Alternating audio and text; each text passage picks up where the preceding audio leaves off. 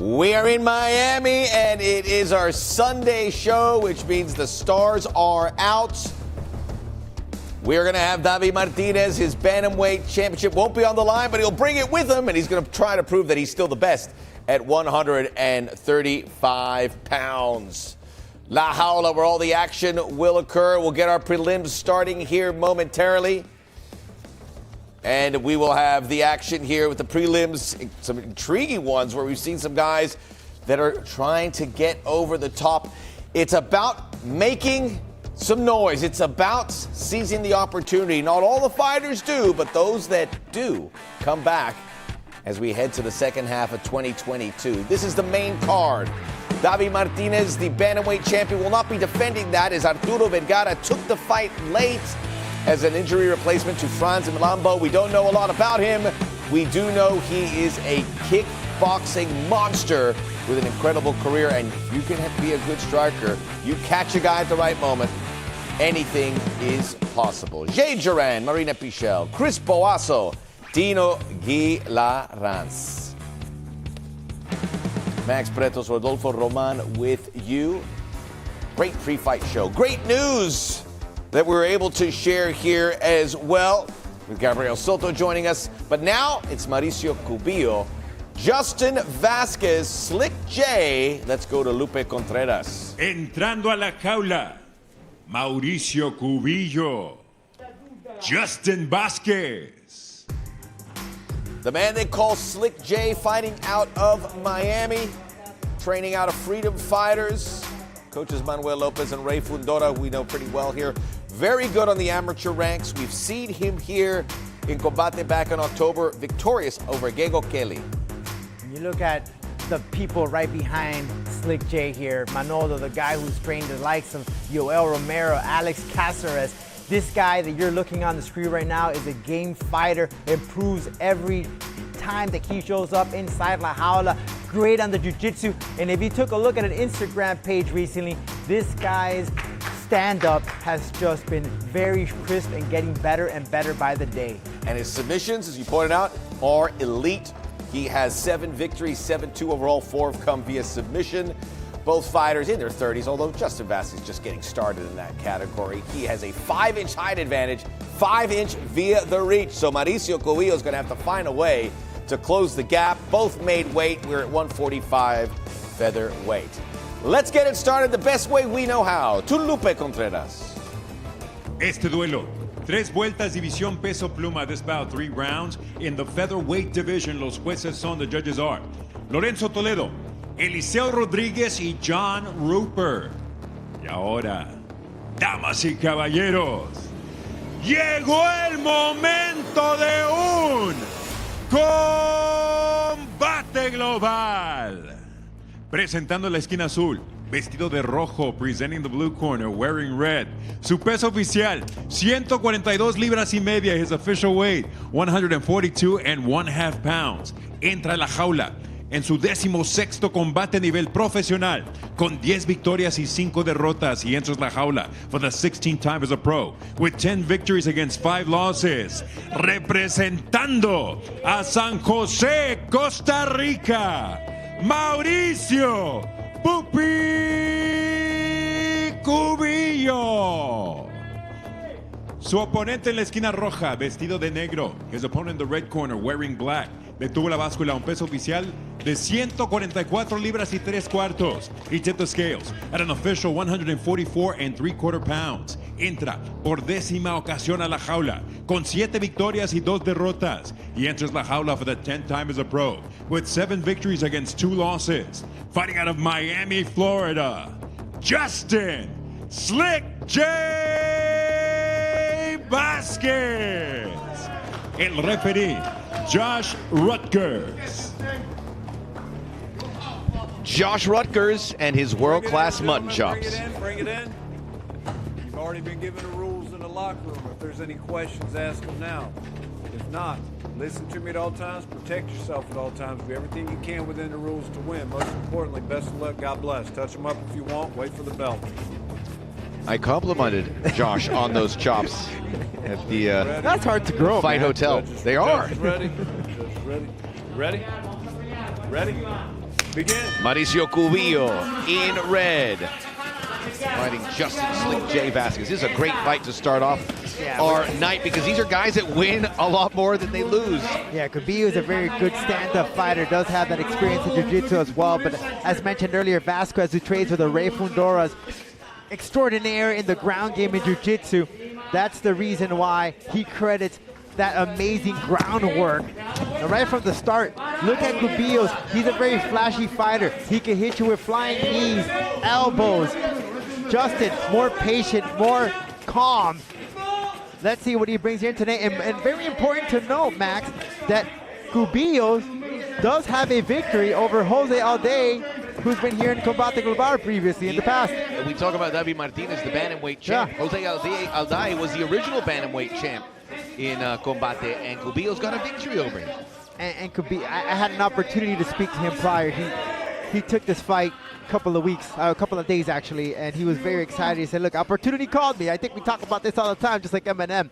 Opportunity called me, I took this shot. You can't even get the lyrics right. I can remember the lyrics, all right? There's too much music I listen to. Kubillo is locking in there, just trying to prevent that size reach advantage that Slick J has. Kubillo, nicknamed Poopy, he said it's a nickname he got from school. He doesn't remember how he got it, but I've had it for a long time. It's me. And Kubillo is an ambassador for a non-profit organization called Dejando Huellas, which is pretty much leaving footprints. And that's what he wants to do. He said, listen, I want to go out there in the States and Combate Global in a jaula, represent Costa Rica, and be a role model to children. If he gets that victory right here today, a lot of kids are going to be smiling. And he wants this fight on the ground. He has 10 victories in his 10-4 career, 9 victories via submission. You heard me correct, 9. We talked about Vasquez being good with submission, but Vasquez is aware that he's dealing with an extraordinaire that will, if not every fight, finish it via the sub, and he will wait for Kubillo to take his feet. Probably not. And in his previous fights, Kubillo does like to take this to the floor. He'll call out the fighter. But the fighter, you know, especially here in Combate Global, we love the stand-up game. Justin got the memo. He wants to keep it on the feet. He has this huge height and reach advantage. You've got to play to your advantage, and I'm sure his corner has told him that as he dumps Kubillo. Doesn't want any part of going down. Maybe he does. Thought about it this time. Justin knows that he was having the upper hand on the stand-up game. He wants to maintain it there. He tried to go for an ass kick that would have pretty much, if it would have connected right to the bit or the gut section there, would have taken out the air. Started MMA the summer going to his freshman year of high school. Speaking of Vasquez, his father brought him to the police academy's MMA instructor school. There he went. Boxed, trained kickboxing along with grappling, and obviously having dad in the police force, there are those opportunities where you can test your combat skills. Vasquez just calculating when to strike and when to go to the ground game. He's just looking like a shark smelling blood. Such an odd exchange here because Kubillo is letting himself be a target. He wants to be a target. He wants to draw in Vasquez, who's very careful here.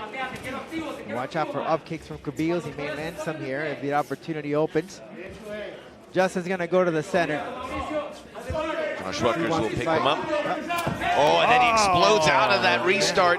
That's 5-ender energy kick. Spinning back kick. They engage here. Kubillo, Poopy, who has had 9 submission victories. He has won via toe hold. He's won via triangle choke, guillotine, anaconda. That's how he beat Jose Alday. Rear naked choke, Kimura, armbar. So it's not like he goes to one submission. He'll find anything that works. Another one that misses over the top. Now they engage. Justin is very confident. That's why he's landing in those flashiness with the elbows and the knees, just looking for an opportunity to put this one very out quickly. Good body blows there by Kubillo as he shows some of the stand-up. Lovely kick and the spinning back fist. Great striking. Vasquez now starting to really unload. Yeah, Kubillo needs to back away. He needs to move around a little bit, cut the corners. Justin keeps coming at him right straight to him. 10 seconds to go in an eventful first round. Thought about that spinning back kick, but as a more traditional kick. as we get to the end of round one. Woo.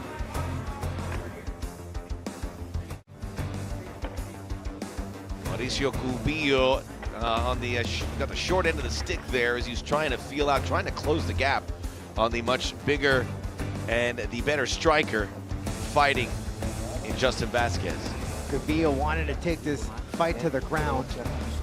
Justin didn't want to have it. Let's hear we hear a little bit in the corner. All right, it says you're waiting for him. You're doing well, but you're waiting.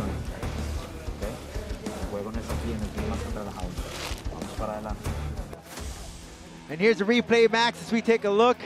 Right from the start, Justin feeling very confident, attempted a flying knee, a switch flying knee, then landing in some elbows, taking him to the floor. Let's see what's at stake in the second episode of this bout.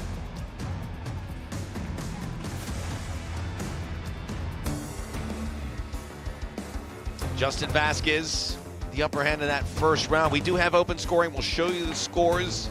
This is our opening fight of the evening.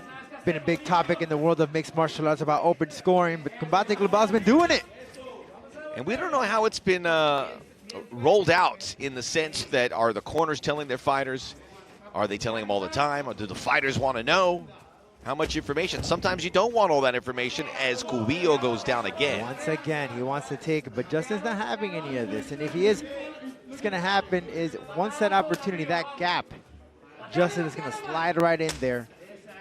Justin finding out of Miami, but repping Puerto Rico. So you have Costa Rica, Puerto Rico. These don't feel good, but Kubillo's doing it. He's urging him on. He goes, come on. He's calling him in. Come a little closer. He's going to try to grab that leg and go to the ground, if potentially. But Justin wants to fight. He wants to take this to the feet, and there's the open scoring, Max. Slick Jay winning that first round on all the judges' scorecards. Hard to imagine these two in the same weight class because Vasquez is so much longer. Thank you. And especially when you see Kubillo closing in, almost turtling up a bit, almost looks half the size. Well, at this point, Kubillo stand, go for takedowns. I mean, that's the way you're going to get him. It's obviously Justin does not want to go to the ground, and if it is, it's not going to be this way. So much respect, and he allows him to get up, but Kubillo, seemingly that's his best bet. He's going to have to strike. Kick to the head. That one rocked him. There we go, 1-2. Combination from Kubillo. Oh, uppercut. Got something out of Kubillo as well. Second round here. Vasquez looking for his 6th win in 7, which would really push him up the rankings at 145. And Kubillo postures himself towards the jaula. I don't know if he was trying to use it to kind of bounce off of it. Second time we've seen Kubillo do this. Just hang on like a coat. Not much action here from Kubillo's. Won't be surprised if he goes for a standing triangle choke. We just actually saw that not too long ago, one of the previous pay-per-views. Taking all the coaching right now is Vasquez. And there, Ray Fundora mentioned it to him. Don't hold it. Don't hold the fence. Don't hold the fence. Peppering the ribs, too. A little warning there from Josh Rutgers about holding the fence. Now he's dropped. He's just trying to hold on to him, but he just can't get him close enough. And that's smart from Vasquez. He's keeping that distance because he knows this guy is a submission supremo. And Justin can deliver on the ground as well. He has the resume to prove it. But he wants to fight. He wants to stand up fight. Yeah, you see the corner of Kubillo saying, go for the knees. He was in like a breakdancing move there for a bit. These take a toll off. It's those kicks right underneath the gluteus maximus, tenderizing. On the quads. Look at the left thigh of Kubillo. Stop. Let him up. Now they're saying box. Yeah. Kubillo's corner telling him to box him. Change of stances. Straight away flying knee.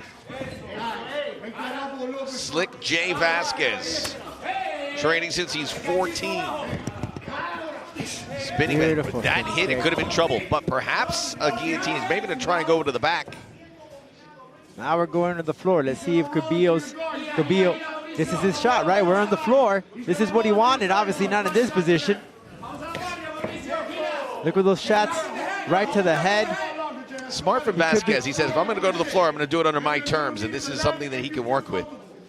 I think it's blood on the side, I believe. Back of the head? Yeah, there it is. Now, and that is to the back of the head, Max. Could that be a problem for Vasquez? Is that a legal blow? Well, if the referee didn't see it, he didn't say anything, but Kubillo is pointing to it. Yeah, and there's a lot of blood. Only one way you're going to bleed there, and that's to get hit in that area, and you're not supposed to get, you're not supposed to hit in the back of the head. Well, this will be interesting as we get 30 seconds to go in round number 2. Stop.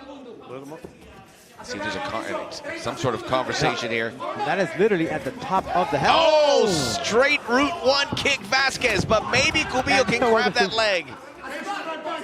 Oh, another, just laid him out, telegraphed it. Just like a full lot of parking lot, not letting him in. Kubillo's trying to get, he sees the blood on his head as he draws it off his hand. He will reach a round 3.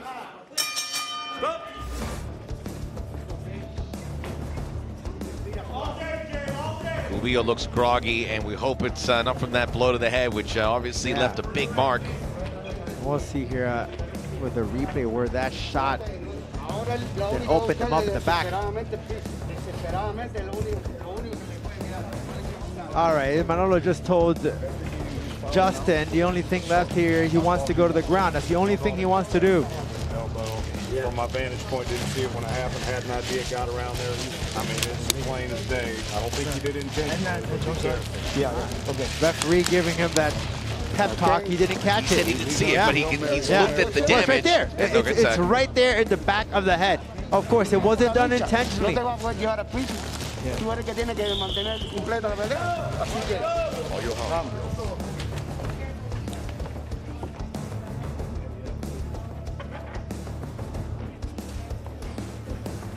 And just to update everybody here as we were between rounds, because our international audience is joining us now. Josh Rutgers going into the corner of Justin Vasquez saying, I didn't see it, but clearly you elbowed him in the back of the head. I can't deduct anything from here because I didn't see it at the time, but there's evidence there. You've got to be careful. And it happens, especially when you're in position. If you're hammering away, you want to put your opponent out as quickly as possible, and you just start landing a flurry of punches and elbows. Mistakes do happen.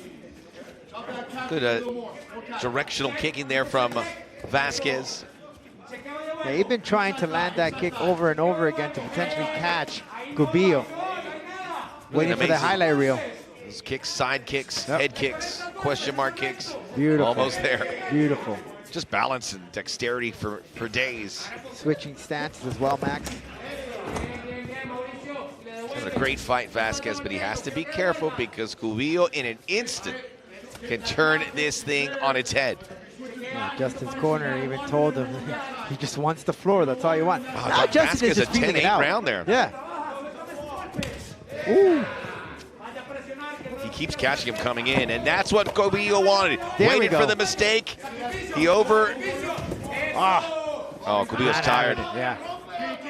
I mean, that should have been right from the start. Go for the takedown. Don't go to your back and wait for him. Justin is not going to play with you. He doesn't want to take that fight to the floor that way. Let it evolve. Vasquez, really an amazing story. There was a time he was homeless. He lived out of his car that his brother gave him. He's literally punching his feet. Now that says, we shall not allow that. Vasquez was making $80 a week as a wrestling instructor. He took a lot of pride in that. Would park his car outside the gym, and that was home. In a way, Max, if I was Justin, I would be a little frustrated. I want to fight. You're not following me here. You know, let's take it to the feet. Let's take it to the top, the center of La Jaula. That's why Manolo, Justin's coach, trainer, told him that he wants to go to the floor. That's the only way in. Back-to-back submission victories for Vasquez, but he's not going to go down that route here just because of the opponent. Trying to keep this on his feet and doing just fine. According to one judge, a 10-8 round there in the second. Spinning reverse kick right into the sternum of Kubillo. That can knock your air out and take it down to the floor. Trust me, I've been hit with one of those.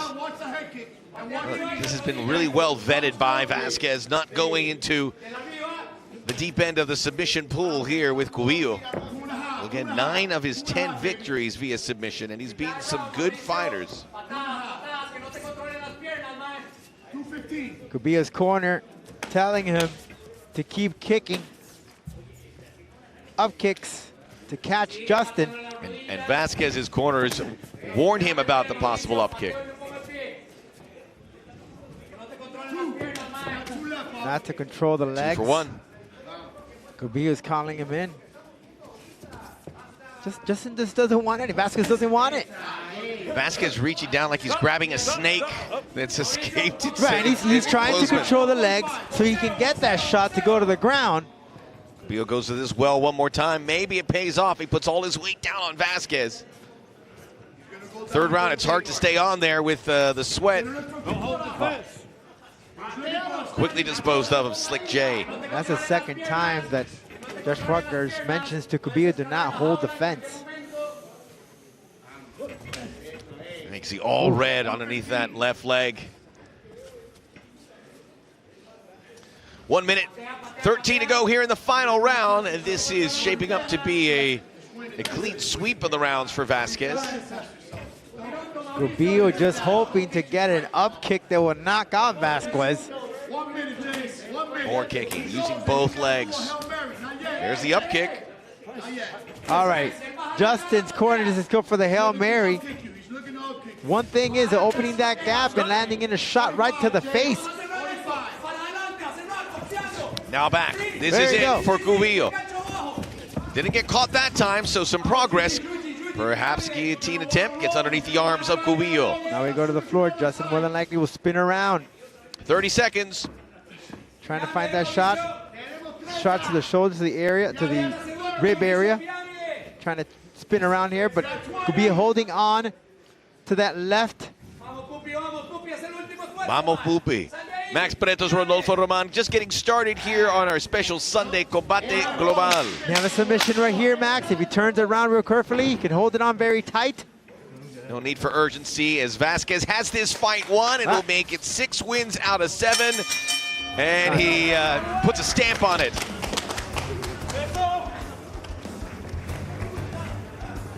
Important stuff as Slick J Vasquez knew we would have a tough bout, made it look easy.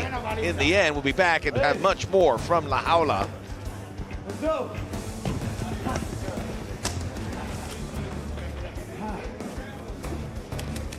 Real connection there between his coaches. He made it look easy. Man, that was impressive. And it was an unorthodox sort of setup, knowing that he had some submission game, but he couldn't go too deep into those waters with a man who knows submissions and all kinds of submissions very, very well. Let's take a look here at the replay right from the start. Justin going with the kicks, but Kubillo's called to the challenge with his boxing, throwing in some lefts and rights. But Kubillo's call to take this fight to the ground didn't happen, but we have to give credit to Mauricio. He took this fight on day's notice. Good way of stepping up.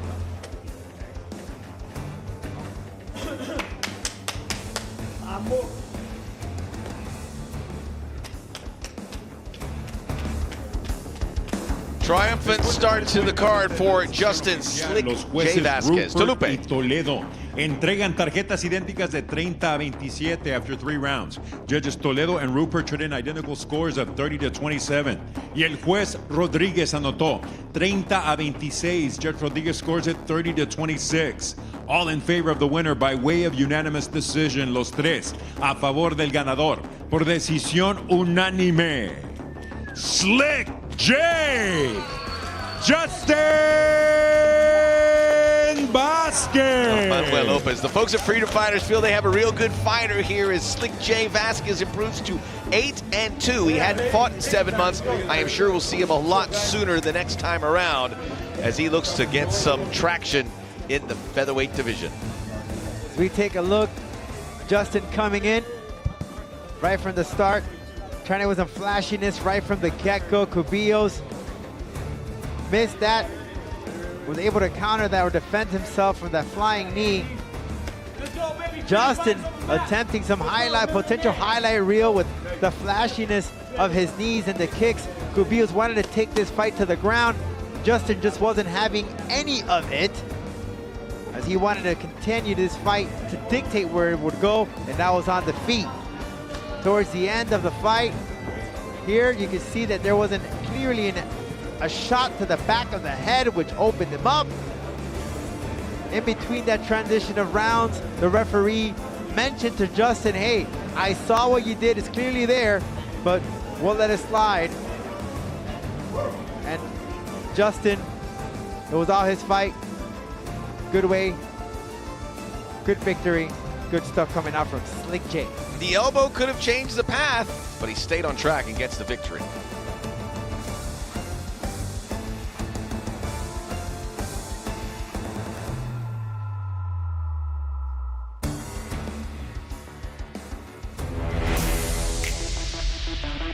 I'm Jade Jorand, I'm 21 years old and I am from Bordeaux, France. I first started with kickboxing when I was 9. Then 3 years later I did the national championship in kickboxing and I won. At the age of 19, I wanted to start something new, so I started MMA and now I'm here. Mi nombre es Marina Pichel, vengo de Barcelona, España y tengo 22 años. Yo practicaba fútbol y hace un par de años practico artes MMA.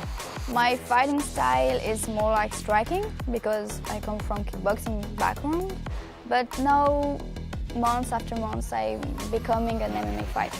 Soy una luchadora completa, pero sobre todo me gusta mucho el striking. Me gusta pelear de todas las formas y me amoldo a todo lo que pase. My first fight in Combate Global was against Gloria Bravo. After this fight, I learned that even a little mistakes can make you lose. Lo que hace destacar a los peleadores de España es el coraje y la fuerza que tienen. Mi oponente es Jade Jordan. Bueno, venía del kickboxing. Lo que espero de este combate es dar un buen espectáculo.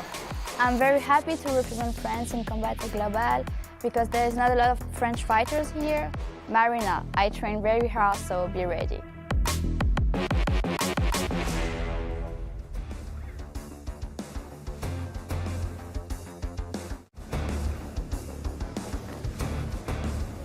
One fight under wraps here. Victory for Justin Slick J. Vasquez, pardon me. Now we're going to move down to the Bantamweight division. Two fighters we have seen with some frequency here in Combate Global. It is Pierre Daguzan, the French-Hawaiian.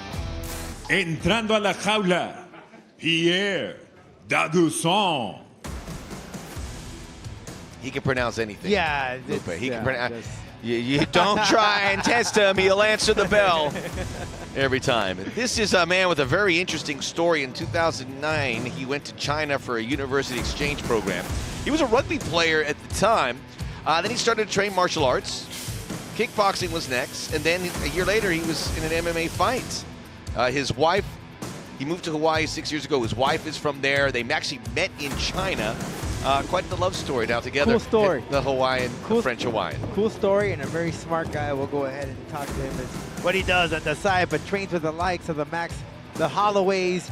We actually saw him the last time around in Yancy Combate. Medeiros, another great Hawaiian fighter. As we go ahead and introduce his opponent. Su contrario, Alan Cantu. One of my favorite nicknames, Betcha, who we have seen frequently. He has been a regular in Combate Global. Last time was December 2021. He was an alternate, and he lost to Ricky Bandejas in that Copa Combate alternate bout. Great fun fighter to watch, very fast-paced, veloz, trained with the likes of the Ultimate Combat Fighter and the MMA Lab. MMA Lab is the home of the Benson Hendersons. So there's some top-notch guys there. When he's not training in Mexico, he comes here to the States to sharpen up his tools.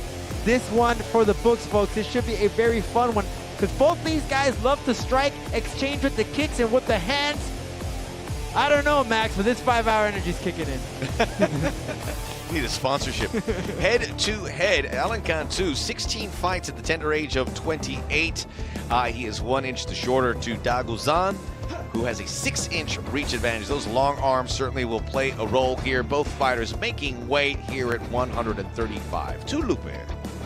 Continuamos con mucha más acción. 3 vueltas, división peso gallo. We continue with much more action. 3 rounds. In the Bantamweight division, los jueces son the judges are Vicente Rodríguez, Lorenzo Toledo y Eliseo Rodríguez. Y ahora, damas y caballeros, llegó el momento de un combate global. Presentando la esquina azul, vestido de blanco, presenting the blue corner, wearing white. Marcó un peso oficial de 135 libras y media on the scales. He registered an official 135.5 pounds. En 12 combates, mantiene un récord de 6 victorias y 6 derrotas. In 12 bouts as a professional, he has a record of 6 victories against 6 losses. Oriundo de Versailles, Francia, and fighting out of Honolulu, Hawaii, the French Hawaiian, Pierre Daguzan. Su contrario en la esquina roja, vestido de negro con verde y rojo. His opponent in the red corner, wearing black with green and red. Su peso oficial, 135 libras y media. His official weight, 135.5 pounds. En 17 combates a nivel profesional, mantiene un récord de 9 victorias y 8 derrotas. In 17 bouts as a pro, he maintains a record of 9 victories against 8 losses. De Monterrey, Nuevo León, México, Alan Beche Cantu. El referee, Raúl Porrata. Raúl Porrata, el bigote. What are you laughing about? Obey my commands and protect yourselves at all times. Obedeca mis órdenes y protege en todo momento. Rodolfo, Tomen guantes ahora si quieren. trying to undermine the Regresen a tu broadcast. esquina. Back to your corners. Sir. It's funny, the bigote, man. The All bigote. right. We love. I've learned a lot from Raúl. We get to chat a little bit at the hotel about Acción. what is the changing landscape of MMA rules as we're underway. It is Daguzan in white.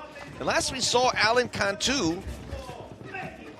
December, he lost to Ricky Bandejas. He's fought some really good fighters. He's fought Joey Ruquet.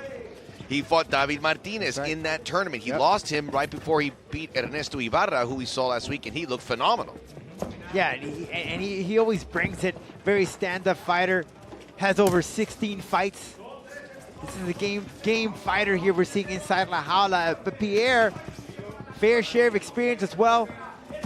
Trains with the likes, as I mentioned earlier, with Max Holloway, Yancy Medeiros, Tyson Nam, the folks up at Gracie Technics, purple belt of Brazilian Jiu-Jitsu. He's a durable, rough fighter, will take punches and give you 3 right in return. He's not gonna stand back if you go ahead and go toe-to-toe. And we should be expecting here a fight between 2 game fighters that love to exchange. Good foot movement as well from both these guys. Fast pace. It's just gonna pick up from here on out, guys. Oh, big left Lord hand have from mercy. Cantu! And now Daguzan is in problems. You heard it. All of these are connecting. Daguzan is groggy. Another straight left. Pierre seeing Tweety Bird right now, Max. Woo. Beche Cantu, he is all about MMA. He does enjoy motorcycles too, but he owns a gym. A full-on striker. Daguzan is feeling that right now. Oh, yeah. Daguzan needs to set his... Oh, another left hand! Raúl Porrata's going to stop it! Oh, The left he was hand already was dazed. dynamite for Beche Cantu. First round TKO. He was already dazed when he took out the first time. He was trying to compose himself. It just wasn't going to happen. And Alan just smelled when to strike again and put this one in the books. What a phenomenal victory for Alan Cantu. Holy Lord. Emotionally overcome, and can you blame him? He's had such an up and down career. He fights really good fighters. He beats good fighters. Then he has a letdown. He's got to be consistent. Got to be consistent, yeah. Maybe this is it. Maybe he is finding that consistency. We'll find out the next time we see him. Phenomenal job from Alan Cantu. What a beautiful, beautiful hand to knock this man out. Campbell, the Jefe is in there. You know he liked this one. Here we go, right from the start, they was testing each other around. Look at it, with that left that took him down and put this one in the books. Pierre tried to exchange. It was a left hook that took down the Frenchman to the canvas of La Jaula. Finishing this bout very quickly. What a great victory for Alan Cantu. He is going to enjoy the rest of this Sunday. It's etched on his face. That straight left hand causing problems. We'll get the official decision next.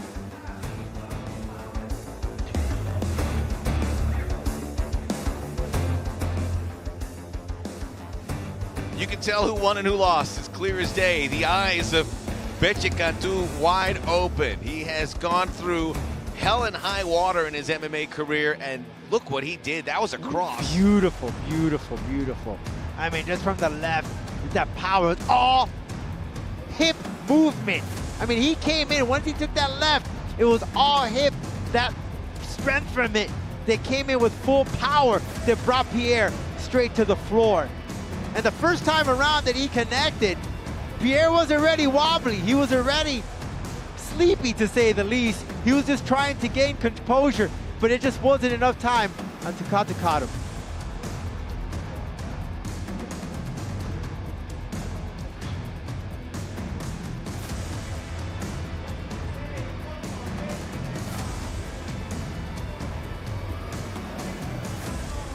Cantu sending a message, and quickly.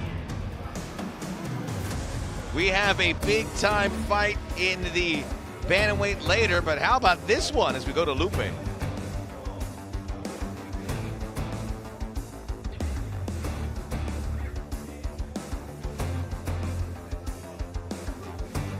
El tiempo oficial, 1 minuto, 49 segundos del primer episodio, the official time.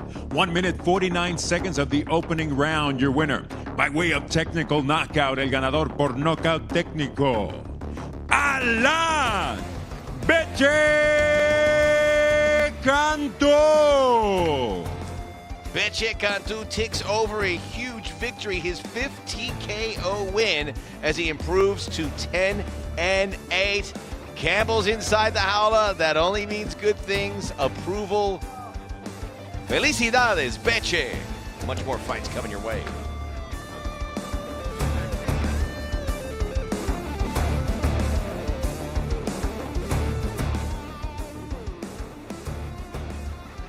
Cantu, the victor, the spoils. Quick work.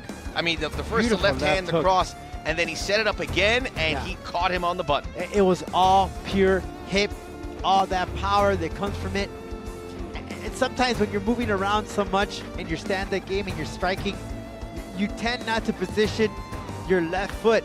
But this man, when he came in with the left, it's like he prepped it up, he loaded up, and bam! Struck Pierre, took him right to the floor, came with full force, harder than a Category 5 Hurricane. Woo! What a great knockout. We'll have much more fights. We'll continue our preliminary action. We'll have the flyweights in the women's, Jacklyn MacLean and Bianca Medina next.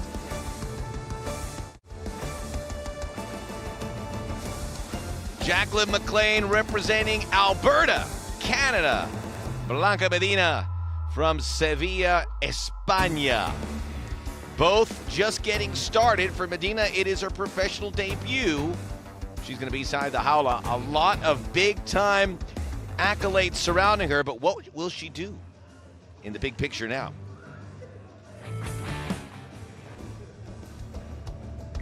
Entrando a la jaula, Jacklyn MacLean. Jacklyn MacLean with the maple leaf on her back. She's from a fighting family. It's in her bloodline. Grandfather was a boxer. She's Canadian. She played hockey. She also played soccer, which is obviously a growing sport there in Canada. Training out of the Little Sweatshop in Sherwood Park. We haven't had a lot of Canadian fighters, let alone from Alberta. But there's been a ton of famous, well-known Canadians, just as Georges St. Pierre and so many others. But this young lady, a practitioner, a student, a teacher of yoga, Had a chance to talk to her. Very sweet young lady, very focused, very educated. And she is here to deliver. It's in her bloodline. Fighting, it's in her blood. And she's here to prove it inside La Jaula.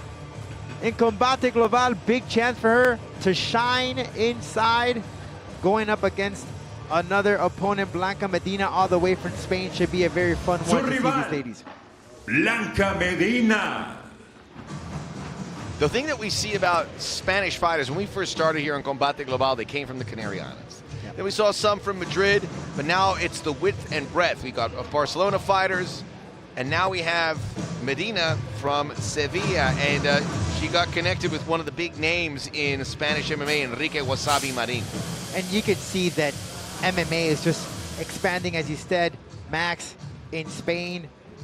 I mentioned earlier, Claudia Diaz, she had to leave Spain at the time so she can work on her stand-up game or her overall mixed martial arts skills. She came back for some time and then left again. But all these fighters that left come back and teach the other fighters in Spain what MMA is all about, and they can perfect their skills as we take a look at the head-to-head, Max.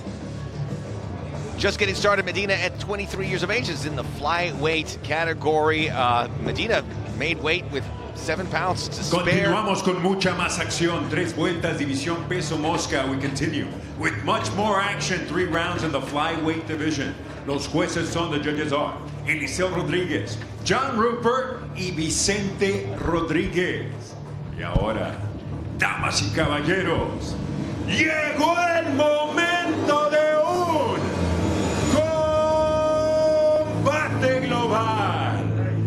Presentando en la esquina azul, vestida de blanco, presenting the blue corner, wearing white. Detuvo la báscula, un peso oficial de 125 libras y 3 cuartos. She tipped the scales at an official 125 3/4 pounds. Su récord profesional, una victoria y una derrota. Her professional record, 1 victory against 1 defeat. Fighting out of Cape Breton, Nova Scotia, Canada, Jacklyn, Full Tilt, MacLean. En la esquina roja, vestida de negro, in the red corner, wearing black, su peso oficial, 118 libras y media. Her official weight, 118 1/2 pounds. Esta noche, debuta a nivel profesional dentro de la jaula de Combate Global. Tonight, inside of la jaula, she is making her professional debut. De Sevilla, España, Blanca Medina.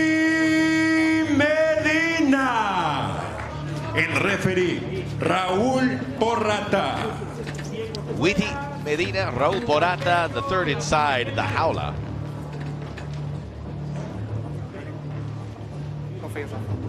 Yeah, look from the start. Medina with her stand-up game.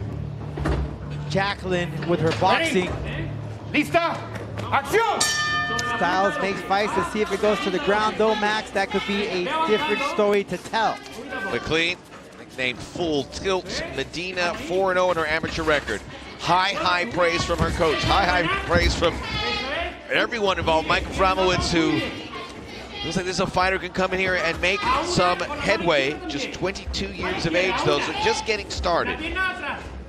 MacLean's been there and done that. Right from the start, attempting a takedown, didn't go that way. She wanted to pressure Medina from the start. Don't grab the fence. Referee giving a warning not to grab the fence. Just leveraging Don't underneath. grab the fence. Another That's warning from Raúl Porrata. A second warning. Very crucial. That's MacLean who's grabbing the fence. Yep. Just wedges in there. Good head position from MacLean. Inside knee. Should land a knee opportunity here for her. Medina should use those elbows to get away and take this fight to the center of La Jaula. Get away from the fence area, which really impedes her from moving, and now she's taken to the floor, Max. Excellent here from MacLean. Starting to get up, clearing the guard, gets the back, puts some hooks in underneath. This could finish early, Max. The Canadian feels very confident in this position. Look at, she has the arm. She grabbed the fence though. She grabbed, that's the third warning. You heard Raul Porata say that's your second warning, so that would be the third. Porata's being very courteous. That's the third warning. More shots here. Very MacLean's dangerous dominating. position. Can't grab the fence. Buckles in. Drops the hips.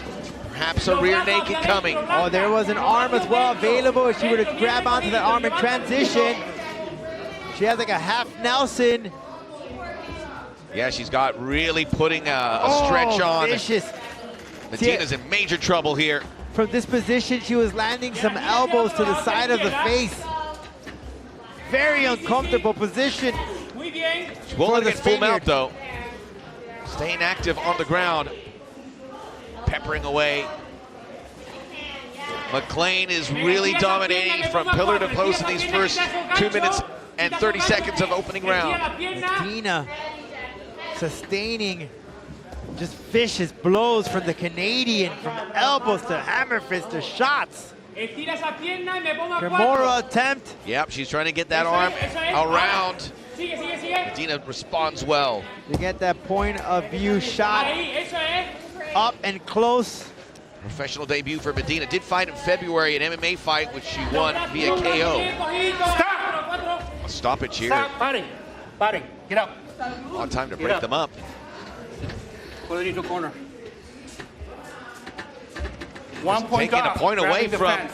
MacLean. Grabbing the 1 fence. point off. He warned her 3 I times. didn't see it that time. Yeah, I but didn't see it. It was a. You cannot grab the fence. See it there, I warned but- you 3 times. Okay? He did warn her 3 times. Do it Fair again. I game. don't want to disqualify you. Are you clear with that? another grab Stay of the right fence. there. And it would be a disqualification, according to Raul Porata. Le quité un punto porque agarró la cerca. He's just saying I took a point away because grabbed the fence. What a relief for Medina. She gets a reset here. Clear? Don't grab the fence. Lista? Ready? Don't grab the fence. Oh, good forearm by MacLean. Just great bobbing and weaving from the Canadian. The Spaniard needs to use those kicks to keep the Canadian away. Oh, she tendered up. Oh, she tendered up Medina, and now she put her down with that left hand. Can't grab the fence, though. She is on the threshold here. She's dominating the fight. Just cannot grab the fence. The temptation might be there. She can hook those legs right. Uh-oh, Medina in torso. major trouble. Hammer fist coming, firing down. Oh, Canada! MacLean full mount. The end must be near. Elbows, hammer fist. Huge damage. Back of the head. A warning for the waters. not hit back of the head. MacLean can't stay out of her own way. That's the problem. She might lose this fight despite dominating. She's in a, Medina's in a critical position. She has the arm there, Max. The Canadian could have taken advantage of that, but she wants to put this one into wraps. Medina trying to get some coaching. Oh, that one missed. That was a haymaker. Less than a minute to go in this first round. MacLean again. Those have got to be painful. Will the Spaniard survive 1 minute of this? Almost a submission attempt. Going for the arm bar. It's got to be deep. Medina somehow withstanding. Medina needs to pull that arm as quickly She's as out. possible. Use that body to transition and get out. Arm is out. She does Still seem to in, have but it it's out. not in an arm bar submission position. She's got to hold on.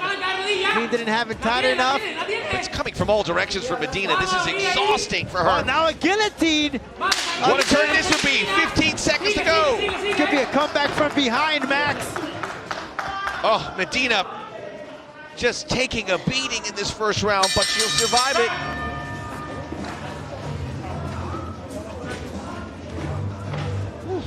Man. Welcome to MMA for Blanca Medina. Wow, what Medina seemed to have coming back. Let's take a listen to the corner. Respira, con toda la respiración. All right, breathe. Toma, aquí tienes el agua y tú bebes cuando puedas, pero baja un poquito la respiración, ¿va? The water. Toma, agárrate la botellita, chiqui. Deep breath. Big deep breath. Come on.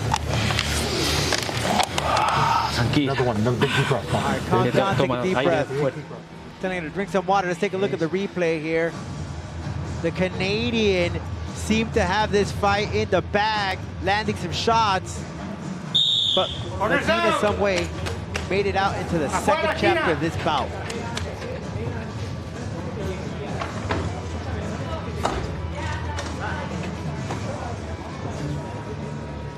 Ven para acá. So Medina, Rodolfo, what she could do here? Nothing went right, and she doesn't look like she will be able to respond. She's gone through a storm. Medina needs to use that teep, use the kicks, play the distance. Put it in the corner, not your fault. Something accidental here. Let's take a look here. Something happened at the corner. Not Told quite sure MacLean, not your fault. Time in, fight! Was it the mouthpiece? I think it was the mouthpiece because I see her put her. No! Took that one, good right from Medina. Whoa! Much better. A change of scenery, a change around does a body good. Right from the get-go with a 1-2 combination, but now the takedown from the Canadian. Canadian hanging on. Trying to position Medina. Trying to attempt some shots at the very critical. It's a really odd position that she's in right now, since the fence is in the way. Now, MacLean has the back of the Spaniard.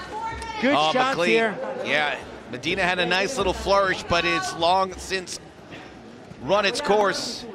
Now she has to go through survival mode yet again. If Medina was gonna put it in the bag, it would have been in the start of that second round when she landed that 1-2 combination and she had to follow up, but MacLean just got the best of it by taking down the Spaniard. This might be the end here. Medina's got nowhere to go. And Raul Porrata's gonna stop it this time to end the fight.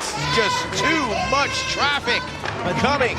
Medina just wasn't answering back. And MacLean just kept working. Good call by the referee. Safety is first for the fighters. Medina, an unsuccessful pro debut.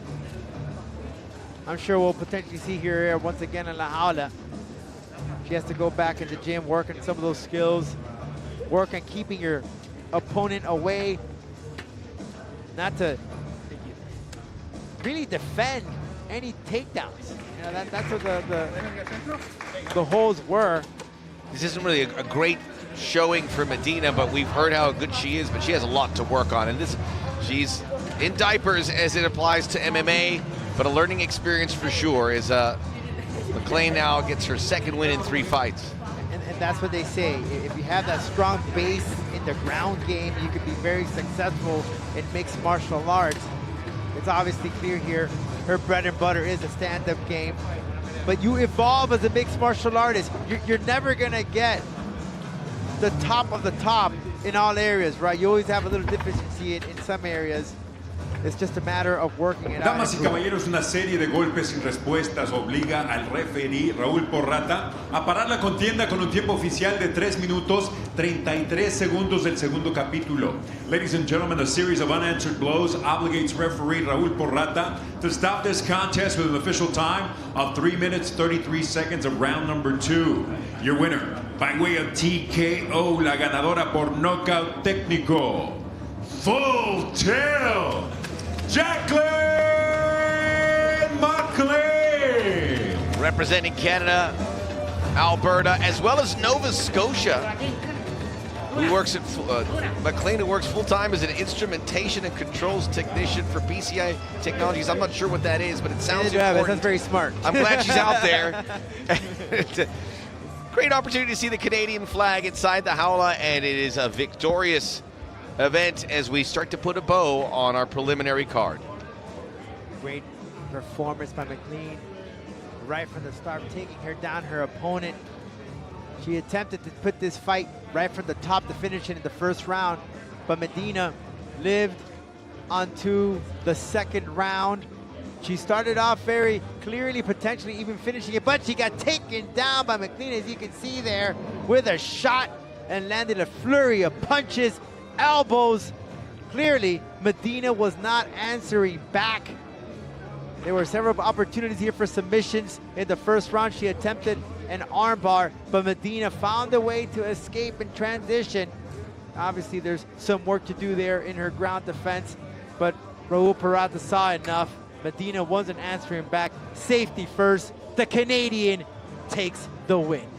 That was impressive right from the opening bell. She emptied the chamber on Medina, had a little setback, had the point deduction, but still was able to overcome. Perfect in striking.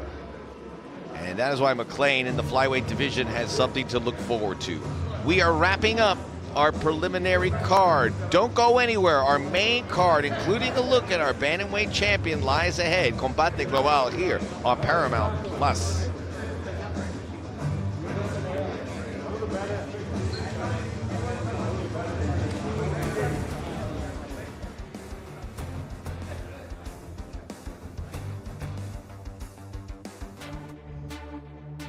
Hace muchos años, 9 años, empecé con un grupo de amigos.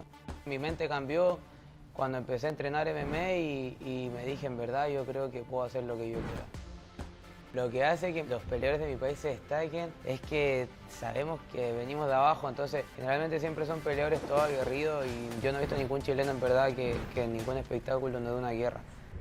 Más que representar a Chile como en sí, en verdad representa a toda esa gente que viene de los barrios bajos y demostrarle que en verdad que si tú quieres hacer algo, que puedes hacerlo. Lo que me caracteriza como peleador, en verdad esto. Tengo la capacidad de adaptarme a lo que sea. Estoy más que preparado, en verdad. Siempre he soñado así como algún día van a llamar y tengo que estar listo, porque las ocasiones perfectas no existen. Que estés listo, en verdad, que viene su peor pesadilla en camino.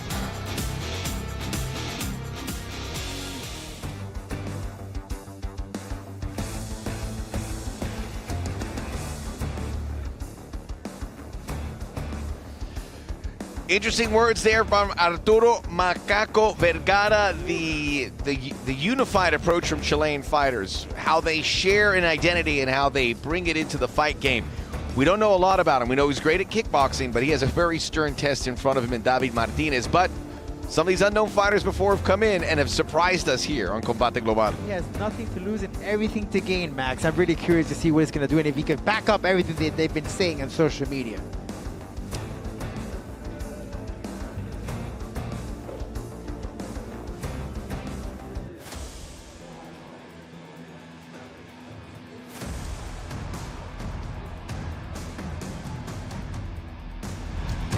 Our main card is here. We've talked plenty about the main event. Arturo Vergara of Chile, David the Black Spartan Martinez, one of the true stars of Combate Global, so much so that he's got a strap around his waist, champion at 135. Jade Jorand, a fighter that is getting all the attention, someone that they feel could be a huge star in the female division. She'll be fighting tonight at 110 pounds as she faces Marina Pichel. But coming up first, Boaso, Dino Gilaranz. We're going to our main card for a worldwide audience. Don't go anywhere. It's Combate Global.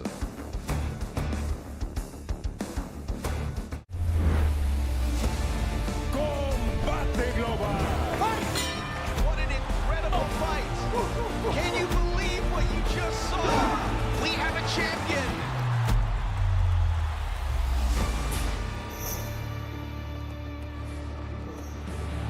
We're in Miami. You have some Combate Global. We also have the Miami Heat looking to make the NBA Finals. I know you don't care about that, even though he's a Miami guy. Rodolfo Roman. He's all about the Miami Marlins. What can I tell you? That too. But we're not talking baseball. We're not talking basketball. We're talking Combate. Our beautiful studios, our beautiful jaula. There it is. You're walking in. That's what it looks like to fight. But that is holy ground. You've got to be able to compete. You got to be able to throw. You got to be able to submit, or you'll go out the hard way. This was a card we were looking forward to for some time. David Martinez returning to the jaula for the first time in a year. Supposed to be fighting Franz Mlambo, the Copa Combate champion. Mlambo picked up an injury, unable to go. Someone else steps up, and this sport is at its best when a story unfolds that could change someone's life. It could happen here tonight for Arturo Vergara. Max Bretos, Rodolfo Roman.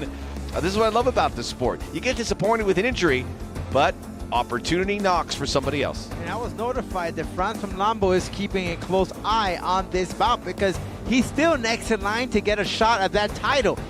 Martinez's belt is not on the line tonight, but Vergara has nothing to lose and everything to gain. even if he loses this fight and gives competition to Martinez, then you have to think about it. Well, you have to give this guy a title opportunity.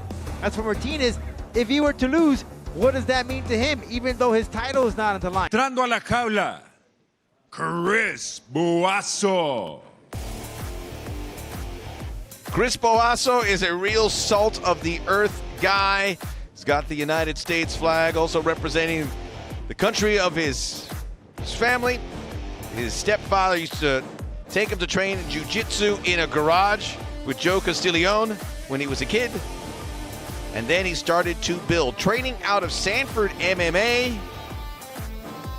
Wonderful in the amateur ranks. We have seen him here in Combate Global as recently as November 2021, where he had the victory, but it slipped away.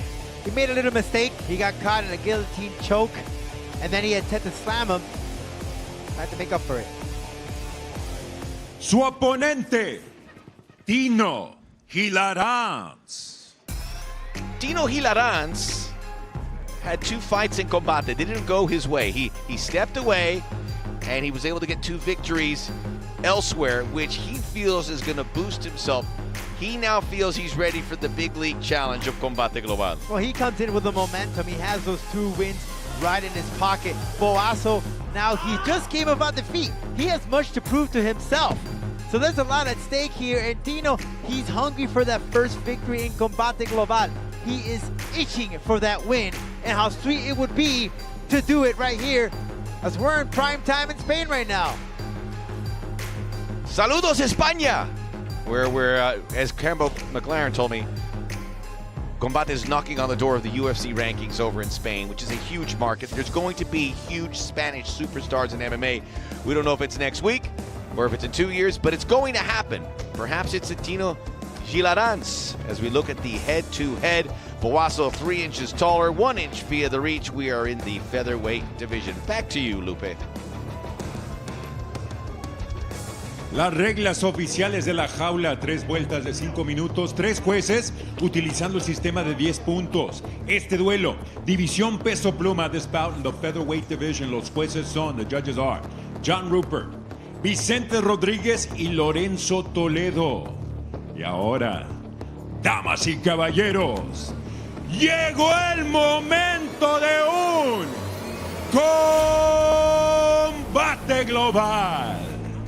Presentando la esquina azul, vestido de negro, presenting the blue corner, wearing black. Su peso oficial, 145 libras y 3 cuartos, is official weight, 145 3/4 pounds. En su sexto combate a nivel profesional, con 3 victorias y 2 derrotas, y entras la jaula for the 6th time as a professional, with 3 victories against 2 losses. De sangre cubana, and fighting out of Miami, Florida, Chris Boaso. Su contrario en la esquina roja, vestido de color amarillo, his opponent in the red corner, wearing yellow.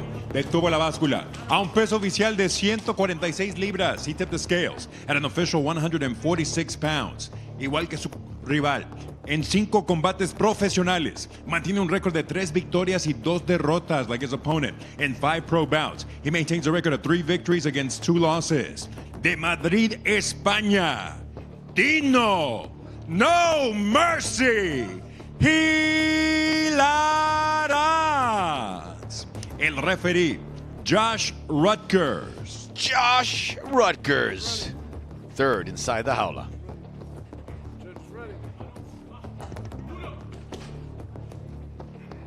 Bring it in, gentlemen. We already went over the rules in the locker room. If there's any questions, ask them now. Other than that, listen to me at all times, protect yourself at all times, do everything you can within the rules to win. Most importantly, best of luck, God bless. Most importantly, best of luck, God bless. Well said, Josh. Ready? Ready? Begin. There's nothing better in the attire for Combate than those Spanish shorts in the national colors of yellow and red, which is what Gilaranz is wearing. He looks really confident, Rodolfo, and there's a good reason for that. After stepping away from Combate, he won 2 fights in the calendar year 2021. Both first-round TKOs. Coming out fresh, that momentum is there. Don't hook the toes in and it. this Don't fight hook is the going toes in straight it. to the Don't hook the ground toes from in the it. top, which is a little surprising. The Tino does like the stand-up game and does Boasso, but Boasso feels very confident at the floor. It's just a friendly reminder not to make any mistakes like he did last time when he got caught in a guillotine. I'm sure Boasso fixed those gaps. Boasso does have great boxing. Tino, good boxing, stand-up, and wrestling. Tino really is loyal to his camp. In fact, he sports a tattoo of his gym, of Dakoro, on his right collar. Watch the fingers shoulder. around the eyes, top man. Watch the fingers Tino around the Gilaranz eyes. exploding into this fight. Dominant first minute. He is 3-2, and we talked about the 2 losses in Combate. He could easily be 5-0 as Boasso is bloodied up. He's already and a busted submission attempt. Gilaranz is looking remarkable. Boasso's just looking for an arm. Oh, to get lots of blood. Something, but that cut is, I don't know if it's deep, but it's gushing blood. He's leaking. Like a leaking it's faucet. over! It's over. Tino Gilaranz, a third straight first-round TKO. We saw it last time with Javier Reyes, a guy who struggled and got better. It's happened again. Tino Gilaranz, incredible. Oh. Man, what a great win for the Spaniard. Phenomenal right from the start. Complete dominance. And I really anticipated a little exchange right from the top. This guy's winning momentum just carried on. Went to the floor, used his body to keep Boasso on the ground, pinned him, and just laid a flurry of punches and elbows and busted up Boasso. He wants to keep going. I was going to say he could have been an undefeated fighter. His 2 losses in Combate, in May of 2019, it was a doctor stoppage, and then November 2018, a split decision versus Jair Lopez. And this is for Boasso. Not the same exact thing, but he was taken down to the ground. In this case, it was not a submission, but it was the attack of flurries from the elbows and from the punches that he just couldn't get out. He was in a tough position. He was pinned right to the jaula, which makes it very difficult. He was turtling himself up, wasn't really doing much. He was trapped. He was trapped, like a mouse in a mousetrap. And a good stoppage by Josh Rutgers, who tried to give Boasso to respond, but there's nowhere Boasso could go. And look at that cut on his forehead. He looks like Dusty Rhodes in the 1980s NWA. You're going way back. But there was no blading. Bionic elbows and all. That was elbows for days. Tino Gilaranz, the look on his face says it all.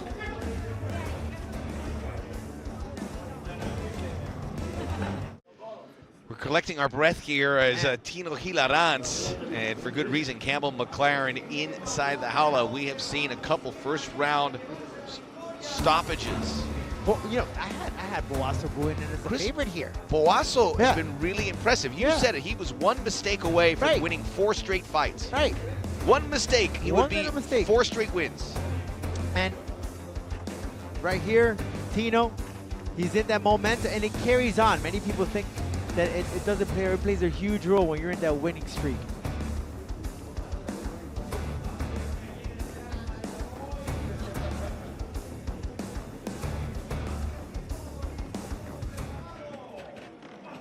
Tino Gilaranz is thinking of something, I'm not sure, but he has to be feeling the work has paid off.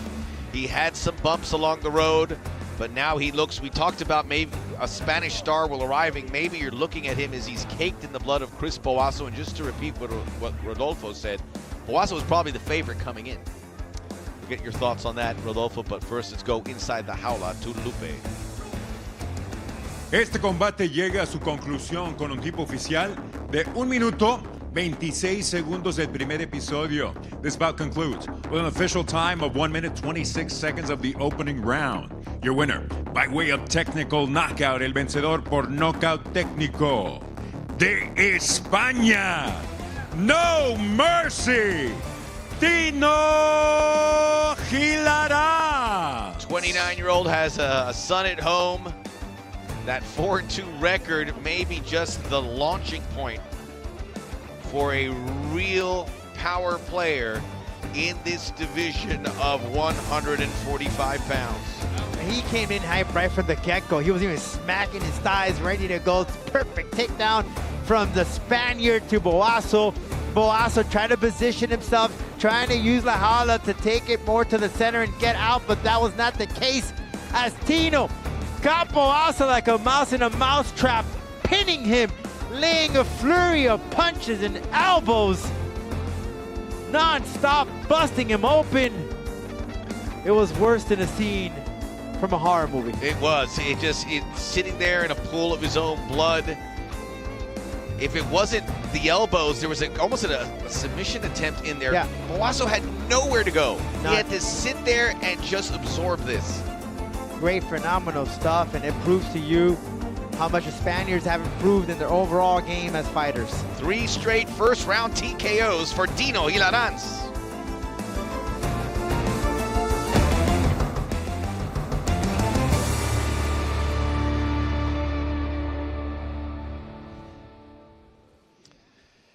Well, our Ghostbusters have a little bit more to clean up after that fight, and we feel for Chris Boaso. I don't think he expected the fight to start that way and just be, under a siege. It's like a hitter on a slump, right? Sometimes you gotta find some holes you gotta fix. Well, again, it was not the same exact picture, but almost the same result. One of them being a submission, the other one here being stuck to the jaula, pinned down, and just ground and pounded or punched away with elbows and flurries, and really just stuck in a position where you could not get out, not positioning yourself very well. So he has to make some changes.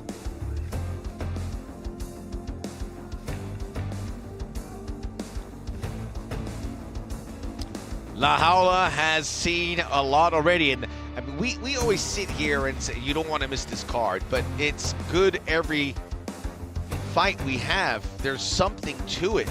There's something magical about that arena where we see the very best, and it's the fighters coming in with such an appetite. They know this is that opportunity to seize a moment and become something in MMA. We just saw a few fighters, most recently Dino Gilaranz, do it.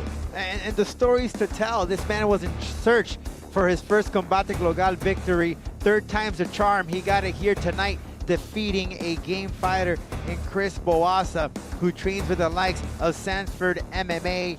I'm sure that Tino's camp right now is walking around watching this in Spain with their chest out, because they just took out a man who trains with a very, very reputable camp in Sanford MMA with the likes of Henry Hooft.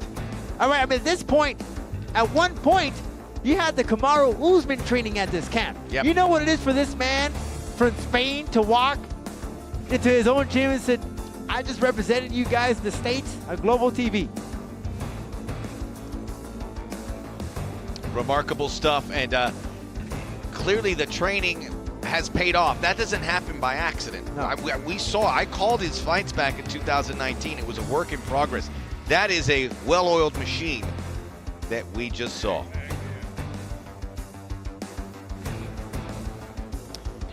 Oh, we had so much happening here today.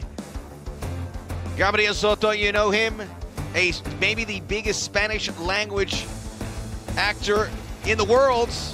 People in Mexico and Televisa and Univision. He was inside the jaula. He had some news to report. He joined us in the pre-fight show, looking very comfortable in the jaula. Maybe he'll be coming back to the jaula. You know what I like about this man? First thing is a matter of respect. Right before stepping into the jaula, he bowed down. That's how much he knows he respects that cage, and he knows what takes place inside la jaula.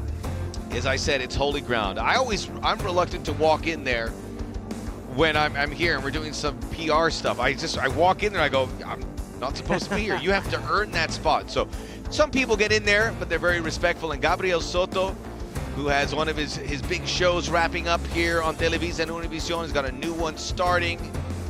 And he likes to fight. If you follow him on social media, he's sparring. It's very important. And he signing the documents, Rodolfo. He will Signed and be sealed. fighting. Who's going to step up to the plate? September 24th is Who's the going date. to step up? They join us in the pre-fight, and Campbell mentioned Mario Lopez. So Mario, you want that smoke, Mario? I want to see it. That would be amazing. So we're new fights. You know, celebrity fights people have a huge appetite for that. This would be a massive event, and Gabriel Soto soaking it all in. Why wouldn't he? This is what he's been dreaming of. He's a great actor. He's a singer, but he loves fighting. It is, and I looked at Soto. He's a game dude, and I'll tell you this much. He won't leave Mario Lopez to be saved by the bell because he's going to go ahead and finish this. But I had to. No, you didn't. I had to, Max. I'm just upset I didn't think of it first. It may not be Mario Lopez. We are on the lookout. So reach out to us on social media. Maybe there's an athlete that wants to get in there. Maybe a singer, an actor wants to get inside the jaula. If it's you, you're here on Paramount Plus or watching on the Worldwide, give us a holler. We have seen that transition from athletes, from football stars. Frank Gore just knocked out one of an opponent in boxing. Literally just laid this guy face plant on the floor. And we don't have to go any far. The YouTubers, right? We got the Paul brothers who have been killing it in the game of boxing, taking on MMA veterans, putting on a show. And even actors, they made that transition. But Soto is a guy that's been training for some time. This is not some marketing scheme. No, this guy has been putting in the work. He's been in the gym. He's shown us just a little bit of the clips on the socials, but this guy has put in the work. So much respect to him. He's not just a face. And look, if it is Mario Lopez, and we're not saying it is, but Mario Lopez is in a gym all the time with jiu-jitsu and boxing. He's a proper athlete in his own right. You don't want to get in there against a guy like that. You don't want to get in there against a guy who is fighting with regularity unless you know you can handle it, because you could be humiliated in there or you could be hurt. That's nothing Gabriel Soto wants right now. This guy is on cloud 9 in his career. A bad showing, that changes. It's that simple. We'll be ready. Much more. We're getting towards our co-main and our main event here on Combate Global. As we get ready for the co-main event between Jade Jorand from Spain and Marina Pichel from Spain and Jorand from France. We're looking at Jorand right now, taking a quick look at this young lady who has a superior background in kickboxing, going up against Marina. It's all about styles makes fights, and we're about to see it in the co-main event. Coming up real soon. Here we go. It's time now for some more action, and Jade Jorand is a huge prospect. This will be at 110. Marina Pichel looking to build on the Spanish success by Dino Gilaranz. That is coming up next in a catch weight. Co-main. Let's get to know these fighters. First, Jade Jorand.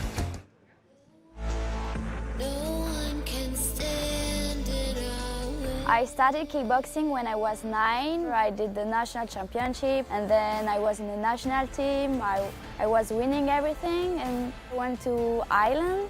And I started MMA there. I wanted to try and I liked it. I'm only doing MMA. My dad is my coach. My dad is always very hard with me about what I do. And so my kickboxing is from my dad. He teaches me everything. I can define myself as a striker because my background is kickboxing. I'm very happy to represent France in Combate. There is not a lot of French fighters, and so I'm very proud to be one of them. I'm going to win this fight. My coaches and my family believe in me, so I'm not going to disappoint them.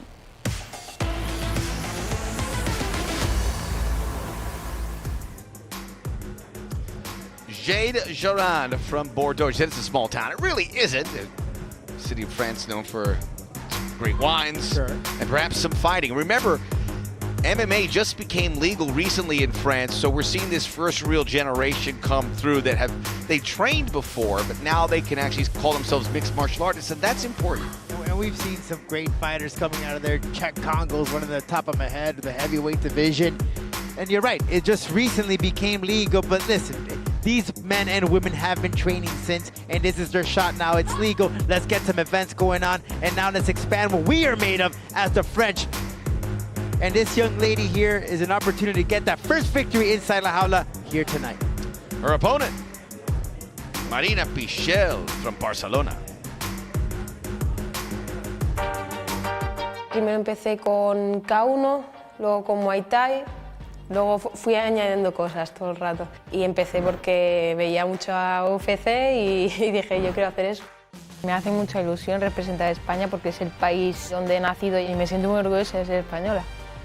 Como en mi familia nadie ha peleado nunca, siempre tienen miedo de que me puedan hacer un poco más de daño, pero ellos me respetan siempre. Soy una luchadora que no tiene miedo a los retos, todo lo contrario. Intento enfrentarme siempre con los mejores. Me defino técnicamente como una persona striker y me amoldo a bastantes disciplinas. La puedo pelear en Muay Thai, en kickboxing, K1, MMA. Va a ser una pelea interesante, seguro.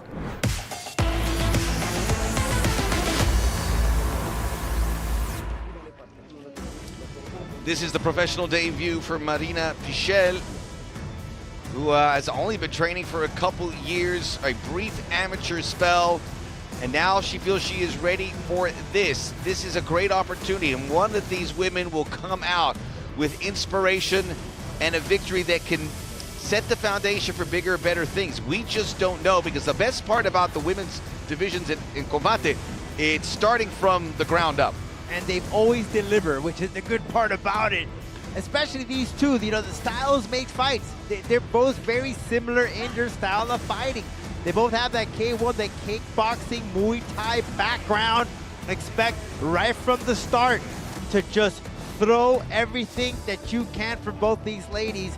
Very curious to see the outcome of it. Should be a fun one, folks. That's what's so exciting. We know our Combate audience loves to see the women fights, and there's so much at stake here between Jorand and Marina Sanchez. Pichel, both just getting started. 21-22, 4-inch reach advantage for Jade. Let's go to Lupe. Este es el duelo coestelar de esta noche. This is our co-featured bout of the evening. 3 rounds at a catch weight of 110 pounds. 3 vueltas a un peso pactado a 110 libras. Los jueces son, the judges are Eliseo Rodríguez, John Rupert y Vicente Rodríguez. Y ahora, damas y caballeros, llegó el momento de un combate global. Presentando la esquina azul, vestida de blanco, presenting the blue corner, wearing white. Su peso oficial, 109 libras y 3 cuartos, or official weight, 109 3/4 pounds. Esta noche entra a la jaula en busca de su primer victoria profesional con récord de 2 derrotas. Tonight, she enters la jaula in search of her first pro victory with a record of 2 losses. De Bordeaux, Francia, Jade, the Princess, Jorand. En la esquina roja, vestida de negro, in the red corner, wearing black. Su peso oficial, 108 libras. Her official weight, 108 pounds. Esta noche, se lanza a las grandes ligas de las artes marciales mixtas, debutando en la jaula de Combate Global. Tonight, she makes the leap into the big leagues of MMA, inside of la jaula de Barcelona, España, Marina Pichel. El referee, Raúl Porrata. Raúl Porrata, the third inside the jaula. Touch left, stuck in guantes, back to your corner. I love that mean mugging face from Marina to Jade. Jade wasn't having any of it, Max. Lista, acción! The air of the unexpected coming into this fight, which is so compelling, is Jorand in white. Seen her before here. She fought in Bellator in October of 2020, and in September of last year here, lost. Looking to pick things up. Apparently put in all the work. Everyone you talk to in her camp, and certainly that are close to this promotion, say she is taking those steps. But does that translate once you're inside the jaula? The difference between these two ladies, although very similar in styles with a kickboxing background, is Marina does have a very fast-moving footwork. She'll go to the right, to the left, inside. Jade is a more fighter that will come right at you. Front forward into the right cross there. Made a little impact to Marina. Marina training at Arias Arena in Spain. A very reputable camp out there in Europe. As Jade looking in here to trade and exchange, and the side kick from Marina. As Rodolfo was touching on, as a striker, Jorand is elite kickboxing world champ, European Muay Thai champ, national team Muay Thai member in France. Great footwork. You can see she's got bounce there, and she is ready to strike at any moment as they switch in stances here from Pichel. Very different, but very similar fighting styles. It's just the way that they carry it. Marina, the more flashier of the two with that stance. She kind of has that unorthodox stance. Oh, she attempted a spinning back fist or elbow, did not connect. Jade chasing the prey. Trying to see where she can land and strike. Good one there. Jorand comes in with the right hand. It's funny to think, Max, when you see these type of fighters, when they have that background in the kickboxing or Muay Thai, and we think about kickboxing, okay, but in each country, in each area of the world, they develop it in a different way. You know, the stance, the foot movement is so different. And really it's up to the fighter to see how they use it towards their advantage. Both fighters with very fast hands. Neither has been able to connect, but it might just be a matter of time as we reach the halfway point of the opening round. Combination Pichel, response by Jorand with the right hand. In pursuit. And see Big how, overhand right misses. See how Marina is the one that's bringing in Jade, while Jade is the one that's chasing Marina. It's like a cat and mouse type of a fight. Good kick to the ribs there by Pichel, and low blow. Oh, it's gotta hurt. You got 5 minutes. She's in a lot of pain. Oh, she is. Was that in the groin or yeah. Oh. Yes, that hurts. Hurts for everybody. But it hurts for everyone, no matter what you are. But her reaction showed you how uncomfortable that was. And that was a hard kick by Jorand, and I think Pichel had her momentum coming in. Right underneath. Yeah, she tried to go for that. Then she caught that inside kick where she wanted to connect. But she caught it before hitting her in the groin area. And it was a quick response from Marina. Still down. And the look on her face suggests that maybe she may not be able to continue. She'll be able to recover. She has 5 minutes. She just has to kind of pace herself. How about Jorand just staying active on her feet? Well, you have to. You have to. You have to keep that blood flowing, that adrenaline up. I don't know if she's going to continue. I mean, well, she's moving around.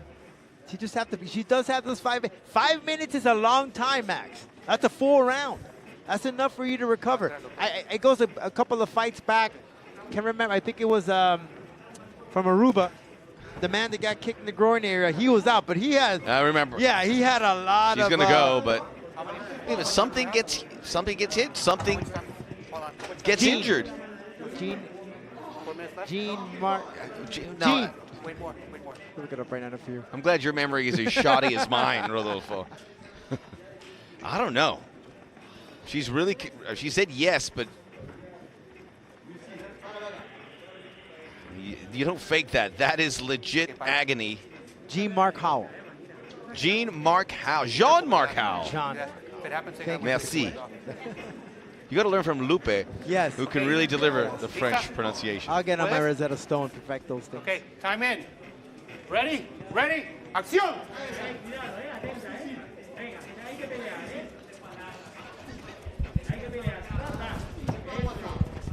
Back to it. Let's see how Pichel responds to that. Jorand was just bouncing on her toes that whole time while Pichel was recovering. You know, Marina's stance just almost reminds me just a tad bit of Conor McGregor.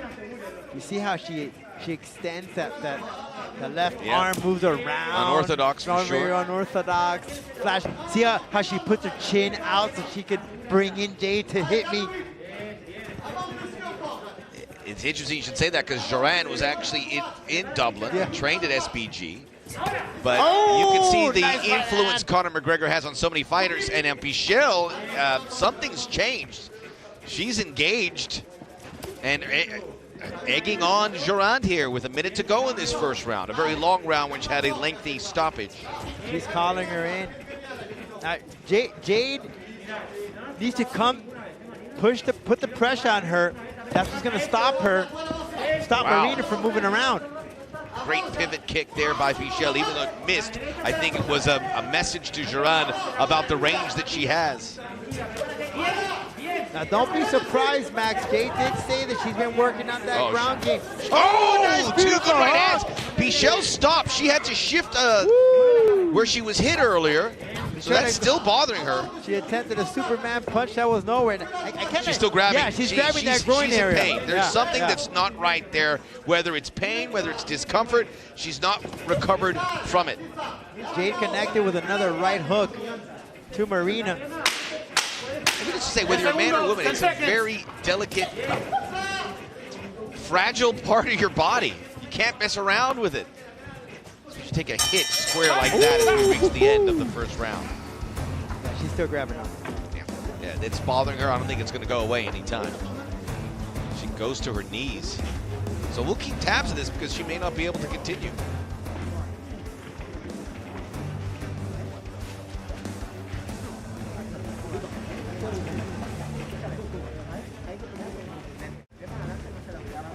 Jade Jorand, the princess. La princesa. Marina Pichel was unbeaten in her amateur career, albeit a brief one. Making the quick adjustment. Plays like a Combate Global, which is giving out opportunities. I just love that she's able to compose and talk to her coach, because Max, when you're in between rounds, it's so hard to compose yourself and think.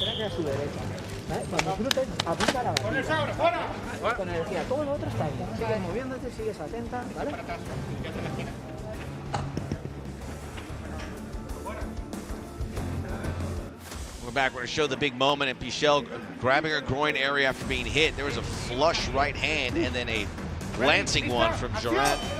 Yeah, Jorand at least landed a good 3 right hooks that were clean to Marina. And what the coach was saying from Marina's corner is, hit her with that right.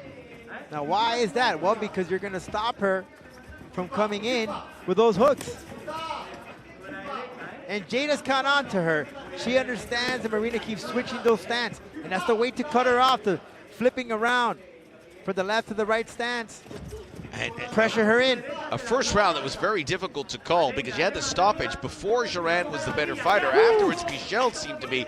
So I'm intrigued to see what the judges come up with. And remember, we have open scoring here in Combate Global. Jade's cross, though, just keeps coming in. Keeps coming right in. Pichel continues to change stances. Jorand gets 2 of the 3 judges. I knew it would be close, and it was. A very close call. Which is great for Pichel, who now unloads with a combination. Do you see it better when she goes left, right? It seems she's better with the right hand. Yeah, it is, because it throws Jade off. And then the side kicks here. This is good for Pichel. She's showing she has a lot in her arsenal. Yeah, she's a very flashy fighter, especially in the amateur levels, when she took on some really top-notch talent. Sharp punches from both fighters. And I'm surprised that none of them have attempted even some sort of a takedown. Especially Marina Pichel during the previous. Oh! Again, Jade just keeps connecting with that cross, that hook, the right hand. Beautiful. Right kick coming off of Jade. Marina again attempting a spinning back fist, not connecting. A lot of feint, just throwing in there. 1-2 combo. Jorand's trying to push on the momentum, but Pichel is doing a really nice job counter-punching. Yeah, Jade was pressuring into La Jaula. That's exactly where he wants. He wants to put the pressure in to stop Pichel's movement. Oh, good punch by Pichel downstairs into the body. Still bothered by that. Still grabbing onto that groin. Who knows what that is, if it's...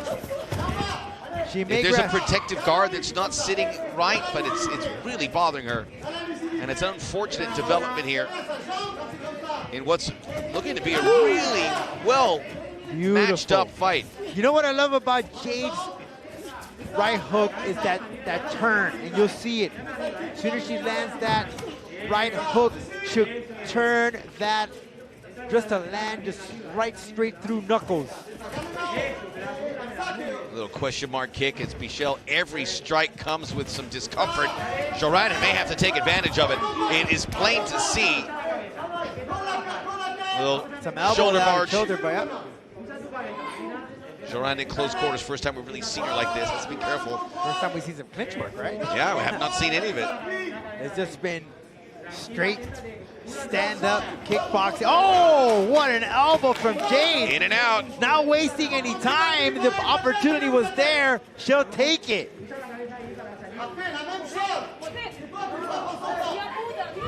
Great stuff from both these ladies. Very fast. Time. What? She hit her again. Another moment. I saw it, you did. She say I no. would like to see the replay on this. 1 point They off. were in the clinch. 1 point. 1 point off. Porata, Raul 1 point Porata, off. El Go Bigote below. taking off a point from Jade Jorand. I want to. That's a huge point. I don't know if it was a knee. I mean, dude, if it wasn't the clinch. It's been a strange fight. She should have. Yeah, she has the 5 minutes. Maybe we Okay. put a. Time in. Second Ready, time tonight, ready, Raul Porata fight. has taken a point away from a fighter. Did he offer the 5 minutes? No, she said she was all ready to go. She asked her. He asked her. She said, okay. Big kick. Last time there wasn't stoppage, Pichel got shut out of a cannon right away. Jorand, short right hand delivers. Minute to go in the second there round. it is. Here we go. And Jade understands. I've been deducted a point. I gotta shoot. I gotta go for the knockout. I gotta finish this fast. I'm already. That point deduction there is a major thing. We Yeah. saw. Oh, big left, Jorand. Pichel felt it. She wants out of there. Oh! You speak about fast. These two ladies are lightning fast. Fast pace, that's what you get. When you get two women or men that are well versed in kickboxing and Muay Thai, it's just non-stop competition. Peppering the jab. Jab hasn't really been shown off by Jorand. She has to get it involved here. 20 seconds to go. Round number 2. Jade using a lot of that feint now, trying to throw Marina off. Look, notice as Marina's foot movement has calmed down, not moving as quickly as she was prior.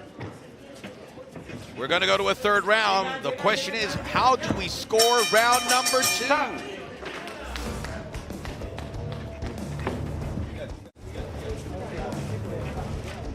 With the point deduction, Rodolfo, it's going to be a hodgepodge of a score. Because remember, the first round, with our official scoring here, Jorand had 2 of the 3 judges with the 10-9. It's going to look different here in round 2. And if Pichel won that round, she's going to have a little bit of daylight, at least with one judge. Yep, this third round is definitely going to be interesting for both of these women. And let's see if we can take a look and listen to the corner of Marina.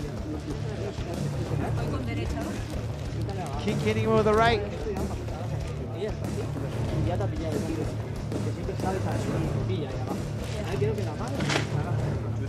Keep going and rest the right and hit with the right. Here we go. Here's the clinch work. Let's see. Corners out. Afuera la esquina. Raul Perrata closes. Said she got hit. Afuera, Oh, esquina. yes, yes, yes.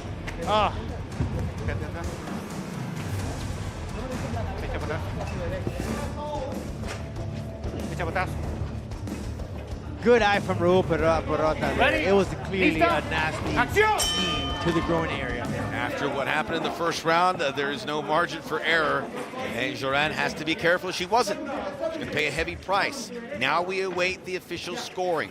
Whatever it looks like, Jorand has to really go for it. The same could be said for Pichel, but with a point deduction, one judge, it's going to be a way for Jorand to too far to catch up, I would imagine. Now grabbing the nose, Pichel rocked a little bit. This is such a close fight. Hats off to the matchmakers, Tony Padilla and company, who've done really well to make sure there's good matchups. They nailed it on this one. Jorand overhead kick. And to find these gyms, Spain, France, that are just coming up in the world of mixed martial arts. I mean, these guys got some good magnifying glasses because, boy, they know how to find them. Almost another low blow, by the way, which would have been a death knell for Jorand. Could be a Has to be DQ careful if with he kicks. keeps going, you know? And this has been fast-paced, great exchanges from both these women. Jade continuing, finding the opportunity. She's had a lot of success with that right hand. Right there, right on cue. She's been a lot of action with that. She's been nailing her. That's why Marina's corner keeps telling her to hit that right. Let's look at the scores here, Max. So Jorand seemingly won by the skin of their teeth. I don't think that reflects the point deduction. We'll have to confirm here. Yeah. So it could be, you may want to take a point off of that from Jorand, which makes it a real tight court. Marina grabbing to the fence. That was Don't grab the fence. Yeah, she clearly just grabbing it on there.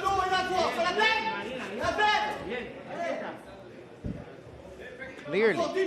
The clinch. Remember Jorand, who has had 80 kickboxing, Muay Thai amateur fights in the Muay Thai realm. This is an area of expertise for her. This is a good opportunity, Max, for Jade to change the levels, switch it up, and go for the legs and take down Marina. Or even for Marina, she could take here a throw, side throw. Right there, she would have positioned her hip Elbows. to throw her up. Everyone coming down with those elbows. And look at the fingers of Jade on Marina. She has to be cautious. It could Right the hand, eyes there. in and out. Which again, so much in the balance. There's our knee opportunities for Jade right here, especially in that right quad area of Marina. The right hand has been a power punch all fight. All day, it's been there all day, Max.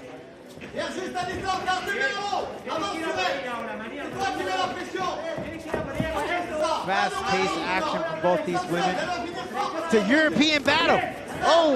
And this is the beginning. I get the feeling, Rodolfo, in the years ahead, we're going to see a lot of France versus Spain. And it's going to be for championships. It's going to be main events.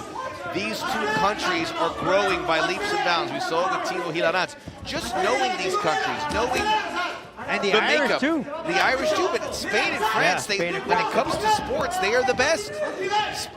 Whatever it might be, soccer, basketball, tennis. Yeah. How many Spaniards and French have we seen in the NBA? The NBA, these are countries that take their sports seriously, and they like to fight. If you go to history, I mean, it's there, right? It is. We don't have to go into details, but it's undeniable. Sports are taken so seriously in those two countries that it would be impossible, especially if there's a lucrative end-all for great Spanish, French fighters to develop. It's going to happen. It's going to happen before your eyes. And here on Combate Global, you're seeing it first.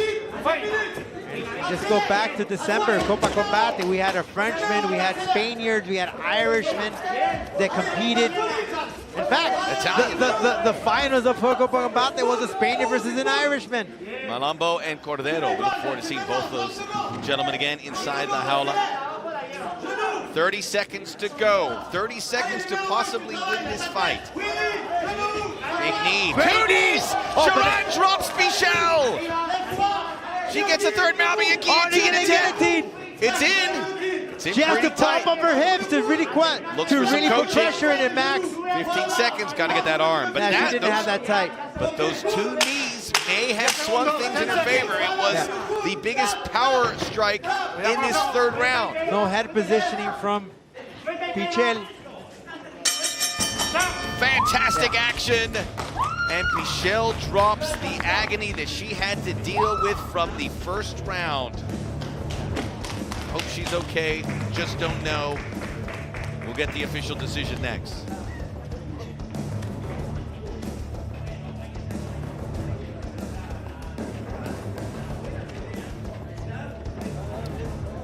And Jorand, Pichel wants none of it. She's in pain, she wants some privacy. How beautiful it is for Jade celebrating alongside her dad, Jorand, who said, you know, she said, I learned my kickboxing thanks to my dad. It's such a beautiful story. I can attest to that. I have a daughter myself. I'm already showing her a couple of moves. It's a beautiful Smart thing, man. Beautiful thing. It really truly is. To see young women make it into sport, man, just gives me chills. You know, it's a beautiful thing. You know, it's great to see these women to bring their pure athleticism and skill and show what they're all about.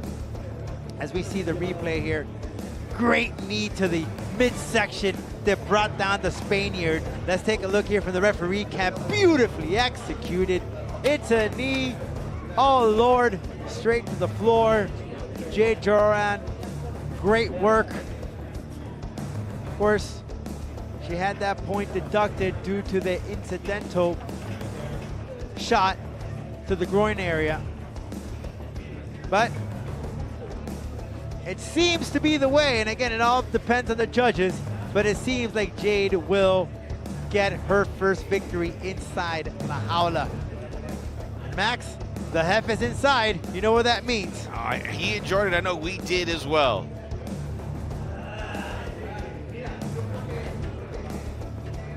Great stuff.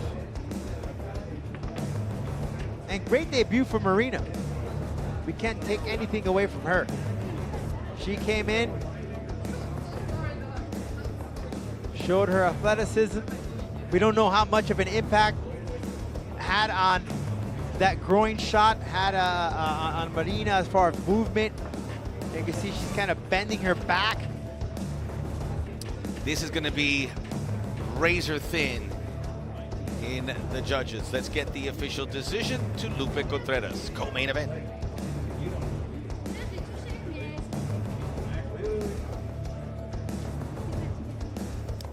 Both fighters feeling confident.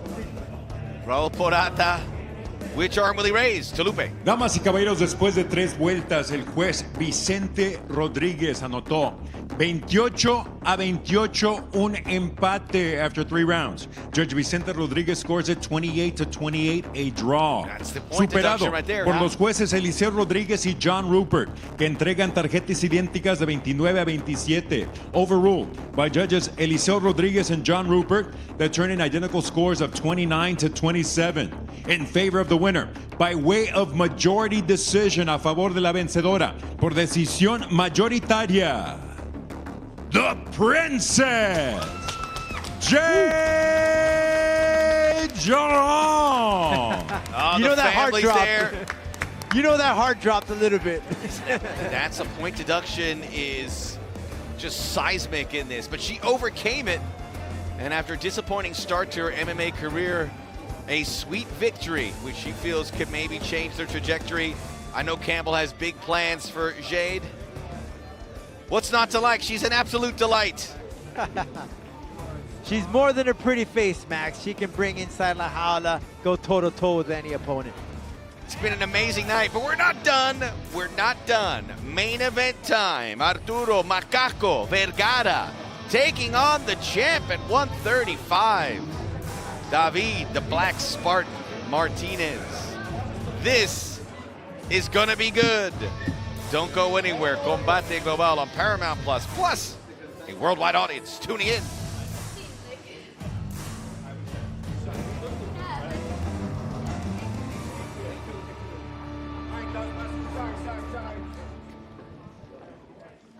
Campbell urging on the ghost.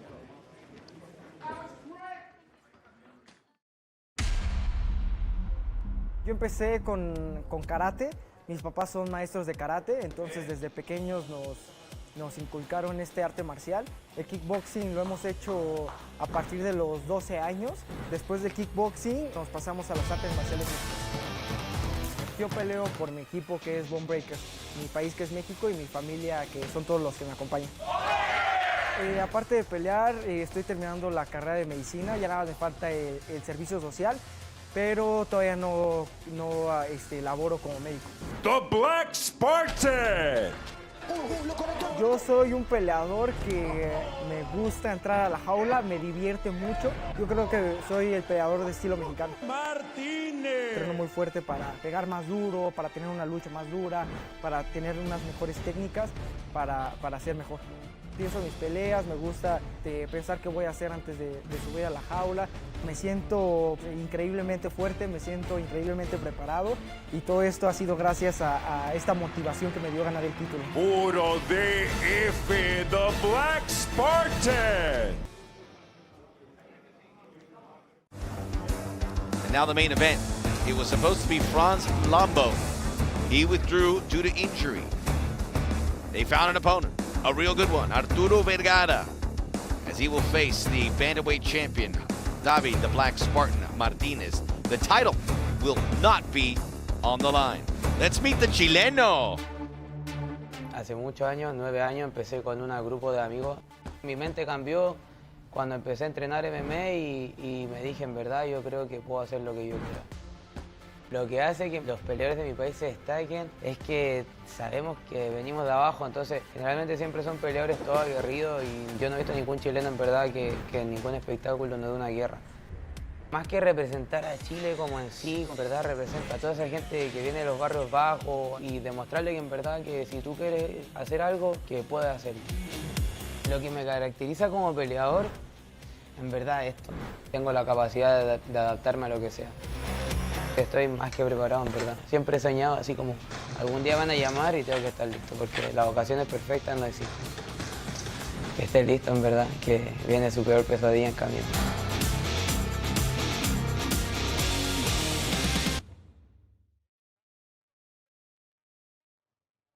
Cry for fighters from Chile, and certainly Arturo Vergara said it.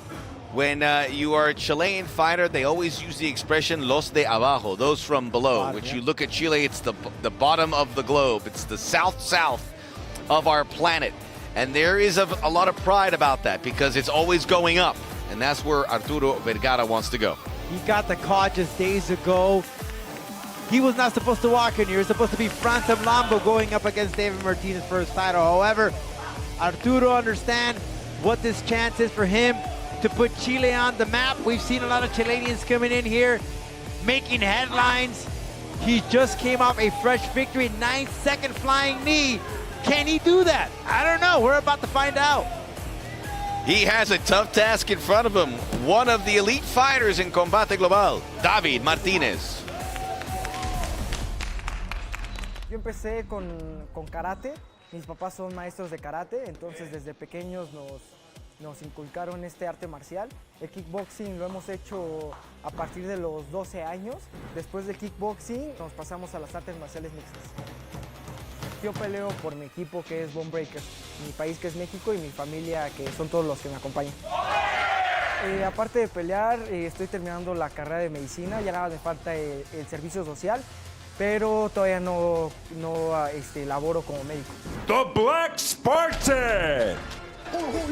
Yo soy un peleador que me gusta entrar a la jaula, me divierte mucho. Yo creo que soy el peleador de estilo mexicano. Martinez. Entreno muy fuerte para pegar más duro, para tener una lucha más dura, para tener unas mejores técnicas, para ser mejor. Pienso en mis peleas, me gusta pensar qué voy a hacer antes de subir a la jaula. Me siento increíblemente fuerte, me siento increíblemente preparado y todo esto ha sido gracias a esta motivación que me dio ganar el título. Puro DF, the Black Spartan.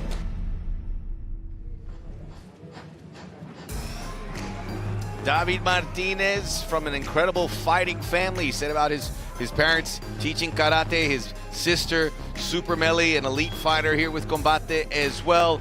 6 wins in 7, bantamweight champion. All of it's great. He looks locked in. One problem, have not seen him in a year when he won the tournament where he was as impressive as we've ever seen him. He had an injury, and then also he actually had a conversation with him on Instagram prior to the launch of this year's season. And he said, I wanted to be a part of Copa Combate, but you know what? My professor said I needed to focus on my studies before I enter La Jaula. So good for him. He put his studies first. and then fighting for now. Studying to be a doctor, he said he had his residency. He said the toughest part is behind him now. He looks for the social service part where he can become a full doctor. He's very close. And at the tender age of 23, this is a remarkable human being. And even more so when you see him in the jaula, he is electrifying. Could Arturo Vergara stem the tide? 2-inch height advantage. He has 1-inch height disadvantage. We are in the bantamweight division. Este es el duelo estelar de esta noche. This is the main event. 3 rounds in the bantamweight division. 3 vueltas, división peso gallo. Los jueces son Lorenzo Toledo, Eliseo Rodríguez y John Rupert. Y ahora, damas y caballeros, llegó el momento de un combate global. Presentando la esquina azul, introducing the blue corner. Vestido de azul con blanco, wearing blue with white. Marcó un peso oficial de 136 libras y un cuarto. He registered an official weight of 136 1/4 pounds. Con un récord combinado de 5 victorias y solo una derrota. With a combined combat sports record of 5 victories against 1 lone defeat. De Los Andes, Chile, and fighting out of Miami, Florida, Arturo Macaco Vergara. Su rival en la esquina roja, vestido del tricolor mexicano, verde, blanco y rojo, is opponent in the red corner, wearing the colors of Mexico, green, white, and red. Un peso oficial de 135 libras y un cuarto, with an official weight of 135 1/4 pounds. Entra por octava ocasión a la jaula con 6 victorias y una derrota. He enters la jaula for the 8th time as a pro, with a record of 6 victories against 1 defeat. El campeón reinante peso gallo de Combate Global. He is the reigning Combate Global Bantamweight Champion de Catepec, Estado de México. The Black Spartan, David Martinez. El referee, Josh Rutgers. Josh Rutgers and his chops. 3rd inside the jaula. Main event time. Ready. You guys listen, we went over the rules in the locker room. If there's any questions, ask them now. If not, listen to me at all times. Protect yourself at all times. Do everything you can within the rules to win. Most importantly, best of luck. God bless. Go back. Wait for the bell. Martinez didn't even look at Vergara in the face. He did not look eye to eye. He shit to the side. Martinez's height, man, he's furious. He wants to shut Vergara up. Ready? And wants to finish this fight very quickly. And you have to think of this, Max. You have to think of this, Max. Martinez is going into Vergara's territory. You just heard the fans inside the studio. They're all for Vergara. Yeah, there was boos for Martinez. As much of a home field advantage as you could have. He's with the Goat Shed Academy. They are in his corner. He looks very sprite coming out, but Martinez has knockout power at any time. We saw it back in May of last year in the tournament where he beat Alejandro Gonzalez with a TKO. Alan Beche Cantu, who we saw earlier this evening, and then UFC veteran Cisco Rivera with a now famous head kick that you will see at the beginning of our program when we roll out the opening credits. Different type of game, no flashiness from the start from Vergara. He understands the type of fighter that Martinez is. He's flashy, there's no doubt. But Martinez is a very more experienced as far as mixed martial arts. You notice there, Vergara has a combined record of combat sports of 5-1. He's had 80 bouts as an amateur kickboxer. Beat Christian Barraza, who we know in K1. He had a 9-second victory back on May against Cody Schieve. This guy can put you out, put the lights out very quickly. Vergara has yet to make it into the 2nd round of a mixed martial arts competition. We should mention he came over 0.2 of a pound above the limit. Which was a big deal. Which was a big deal to Martinez. Martinez, right. And I mean, rightfully so, right? If you sign up and it's professionalism, it happens, but Martinez took the fight. He is the... Oh, Black Spartan! Put him down with that straight right. Welcome, Vergara to the jaula. First power strike. He's been sitting there kind of dealing with the kicks of Vergara and then the wake-up call. Man, what a beautiful right. Just ran right into it. And again, Martinez! He's in trouble, Oh, the left! He put him down! The Black Spartan has done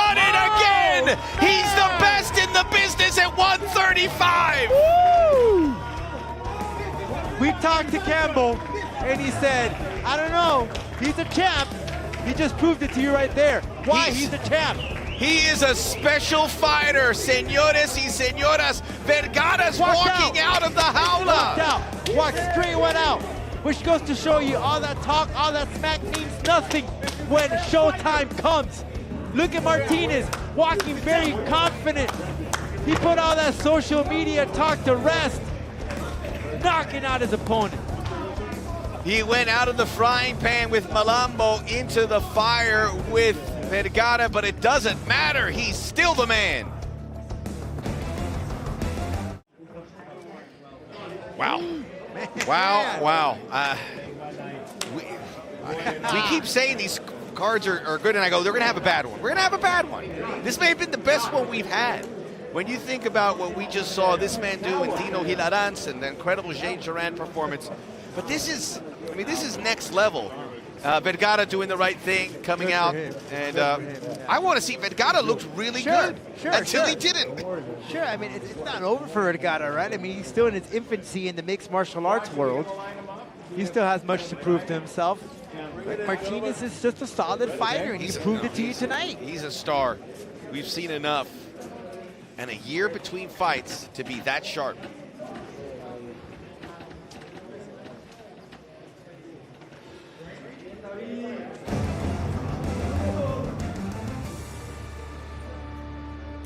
We are back. The official decision. David Martinez was asked about his nickname, the Black Spartan. He says, I gave it myself. I enjoy history of war. I enjoy strategy. I looked for more info on the Spartans, who were the strongest of the bunch. I feel like I'm one of them. Certainly looked like one tonight. El referee Josh Rutgers para la contienda con un tiempo oficial de 2 minutos, 8 segundos del primer episodio. Referee Josh Rutgers stops this contest with an official time of 2 minutes, 8 seconds of the opening round. Your winner, by way of technical knockout, el ganador por knockout técnico, the Black Spartan, David Martinez. All good. I mean, you've got to have the gamesmanship, and you've got to fire yourself up. You've got to find an edge. And that's what these fighters do. And Martinez, we're so glad we saw him, because this fight was in peril. There's no doubt about it. When Franz and Lambo, we'd like to still see that fight. Maybe there's a Lambo Vergara fight before they get a shot at Martinez. Well, this was not a title fight, by the way. Beautiful, just cross from... Oh.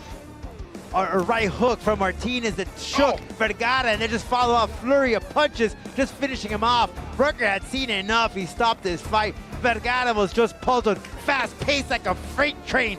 Couldn't stop this guy. He's a real deal. Martinez, as soon as I saw him walk inside La Jaula, he was so confident. He did not look at Vergara's face. He knew he had a job to do, and that was to finish off this fight really quickly. He's a champion. He had to make a statement, and that's the statement that he needed to do. Finish off this opponent that was given to him, that had knocked out and defeated 2 opponents previously very quickly. Well, he just put a dent on Vergara's career right here. He knocks people out. Another first round TKO added to the list. He has 7 knockouts out of 7 wins.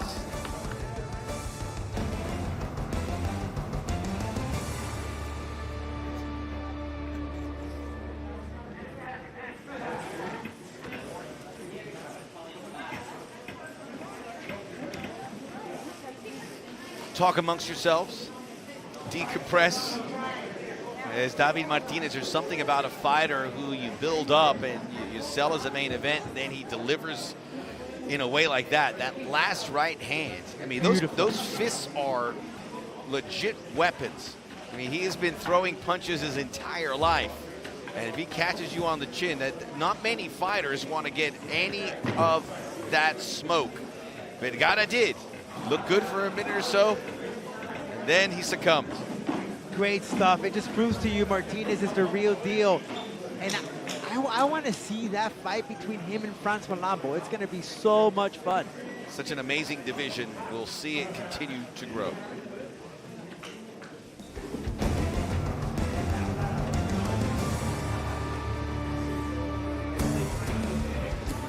Back inside the jaula, it is a bow on an incredible day, night of fighting. You know, one thing that I saw very interesting is Campbell walked alongside Martinez to La Jaula. He was just right behind him. Great stuff from Martinez. The guy is just a solid dude, finishing off foes.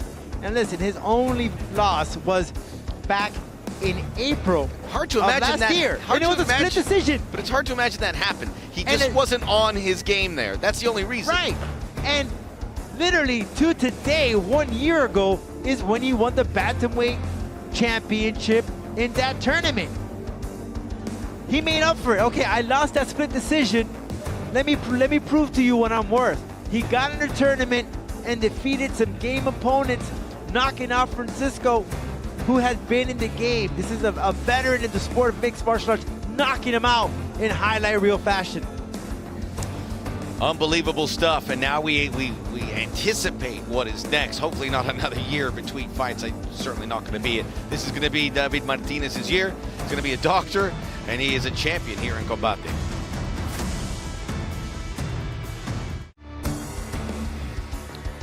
Looking back at an incredible evening, and David Martinez still the bull of the woods, the man of the hour, standing atop 135 pounds, despite the fact that he had to take a change of a fighter. This was a highly anticipated matchup between Franz and Blanca. We so much respect for Arturo Vergara, who has come into this, and we hope to see him some more. I just think it's a case of you're fighting an elite guy.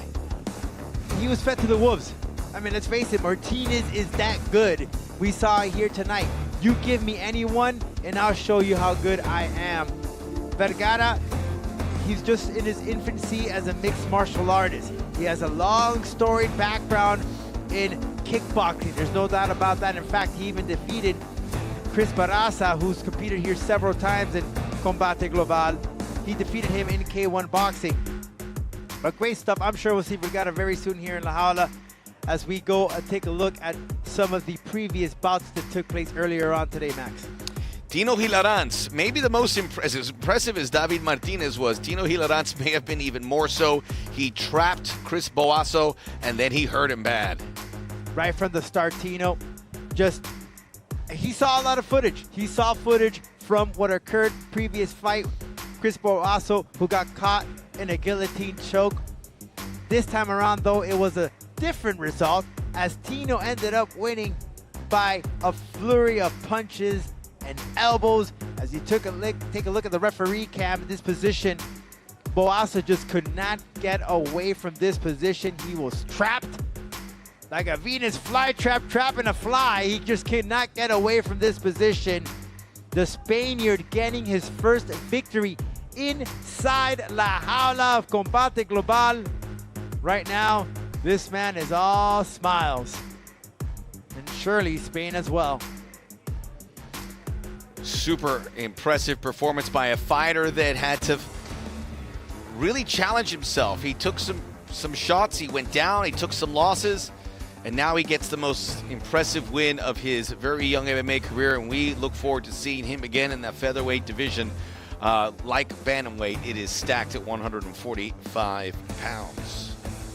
Right before that, it was an incredible knockout by Alan Beche Cantu in the first round over Pierre Daguzan. We had mucho más acción. That's the meat and potatoes of Combate, correct? Fast pace, literally don't blink.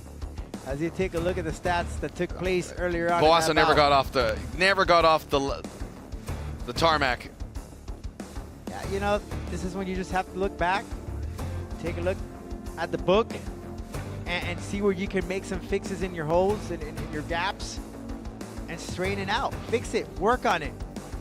At times you'll see some fighters that say, okay, I gotta take some time away. Maybe, you know, personal stuff gets in the way. So many obstacles. I'm sure Boaso will bounce back. Perfect 26 of 26 in striking for Gilaranz, and they were all power punches and elbows. To our co-main event, Jade Jorand, Marina Pichel. This was had some controversy as Pichel got hit in the groin and she was in pain. She got hit in the first round. She was in pain. Right there there, it was for the entire fight. It was just like a field goal kick. She definitely felt that one throughout the bout. And then later on, she got hit again with a knee from Jade. In fact, that even caused her a point. Nonetheless, both these women were fast, quick on their feet, showing their talents as stand-up fighters with a kickboxing background. It's all about styles make fights, but that knee bringing down Marina, the Spaniard, to the floor at the end of the fight. Clearly, Jade here smelled victory. She followed through, and surely enough, Jade here gets that first victory inside La Jaula of Combate Global. Enjoy yourself a glass of wine, Jade. You deserve it. A nice Bordeaux and maybe a Beaujolais. That's her hometown, Bordeaux. We had Daguzan from Versailles, so some very famous French locations represented here in Combate Global. Is the stats of that fight.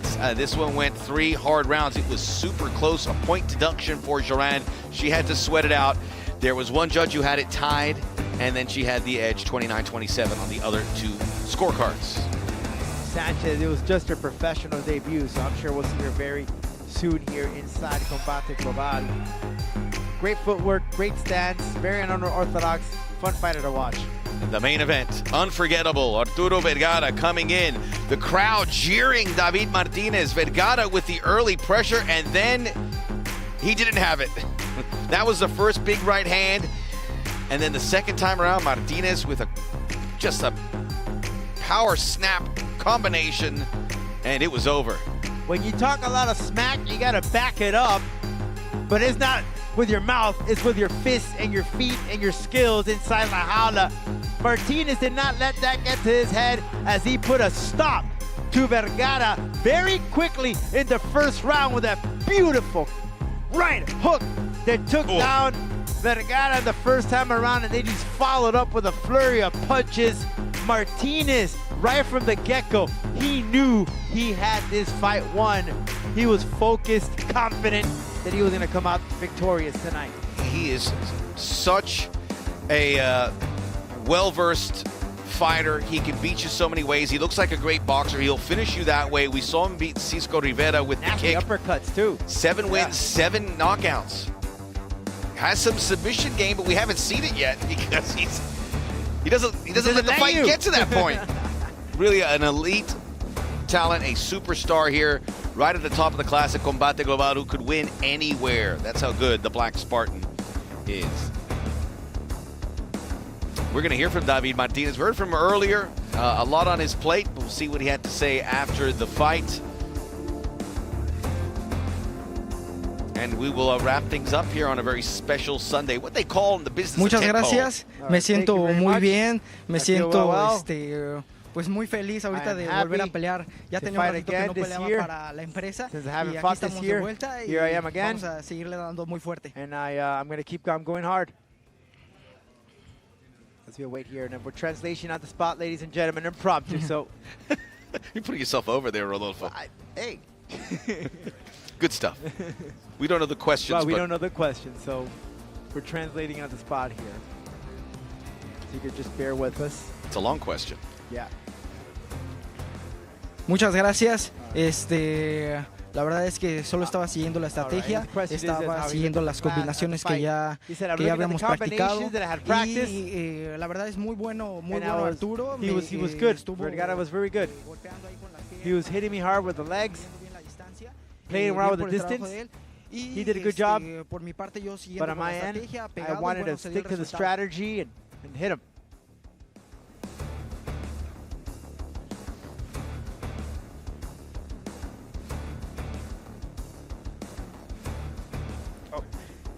Pues primeramente muchas gracias. Right, thank you very much. Y pues ahorita seguir defendiendo mi cinturón. I want to defend my title. La categoría y aquí vamos a estar division, en la empresa. And I'm here with Combate Global, the promotion. Gracias. Thank you. Sí. Primeramente iba a pelear contra How much time did you train for Frank this fight Lambo. was a question. Ya I was going to fight for Frank Lambo. Hablando I was talking porque él había ganado la Because he Copa had won Combate, Copa entonces Combate. ya tenía la verdad un rato preparándome. I had some Él time peleó already en diciembre, entonces desde ese training entonces ya since nos December. estábamos preparando, pero So I para was esa pelea. training for that fight. Posteriormente, Frank se But then lastima la France costilla, me cambian el peleador. was injured. y, They changed the fight. Seguimos And we still kept de pie training. con la pelea y pues bueno, aquí nos tienen. And then I'm here. Sí. Solo, pues que entres a disfrutar lo que haces, que es I yo creo come que here to enjoy lo what I más do. importante. It's the most important part about it.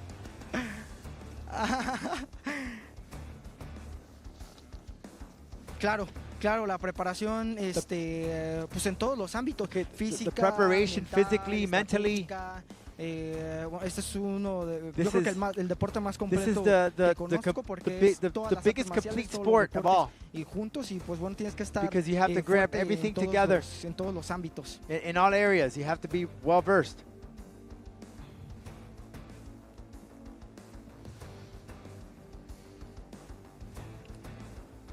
Pues esa pelea ya la teníamos como pactada.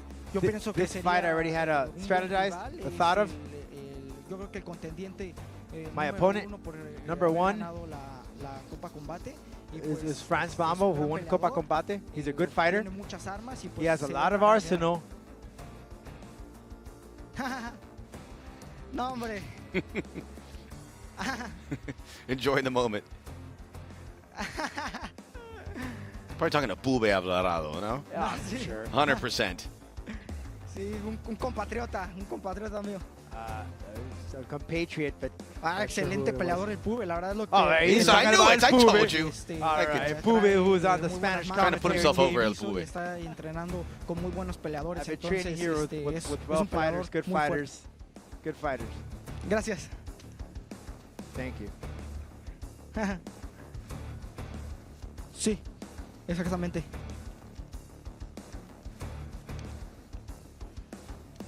Muchas gracias, un abrazo y, Thank you, y hugs. gracias por estar aquí en... And thank you for allowing me to come here. Gracias. Thank you. Thank you for being here. Muchas I gotta gracias. give him props. He fight with his braces on, man. I know.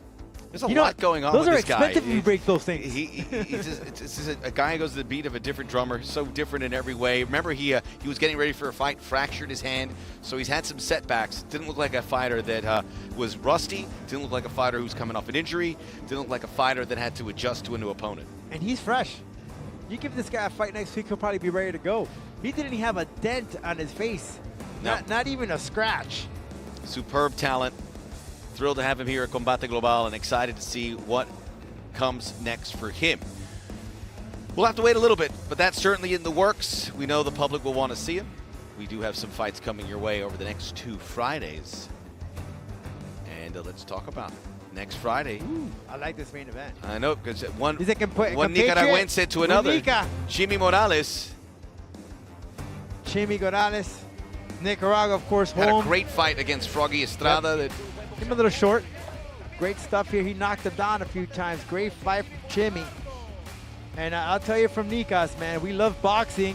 Alexis Arguello, one of the well-known boxers. And then Marlon Gonzalez, the Peruvian, who was really coming along in 2019. We haven't seen him during the pandemic, but he's back. And he'll be on the main event. Zellner versus Vizcarra. Aida Kahneman versus Gloria Bravo. That's a huge I'm fight looking amongst forward the to women. Bravo and Cunningham. You know, Bravo has just well-versed as a fighter. She's come along, very experienced. Her stand-up game is on point. She actually just trained gyms. She switched gyms out to Barrio Franklin, where she feels more confident. And Aida Cunningham, she too has changed camps. She was formerly with the MMA Masters, and she said, you know, I was getting too comfortable. I was sparring with the same people. They kind of knew my mistakes. So I wanted to change up the game here, and I created my own system. So she's training in different camps, training with different peoples, and that's a way to really expose what's wrong and right from her. You have to stay on your toes. You got to reinvent yourself so that nothing catches you by surprise, so that you can stay above your opponent. Those who rest don't succeed No long term. sleep for the wicked. No.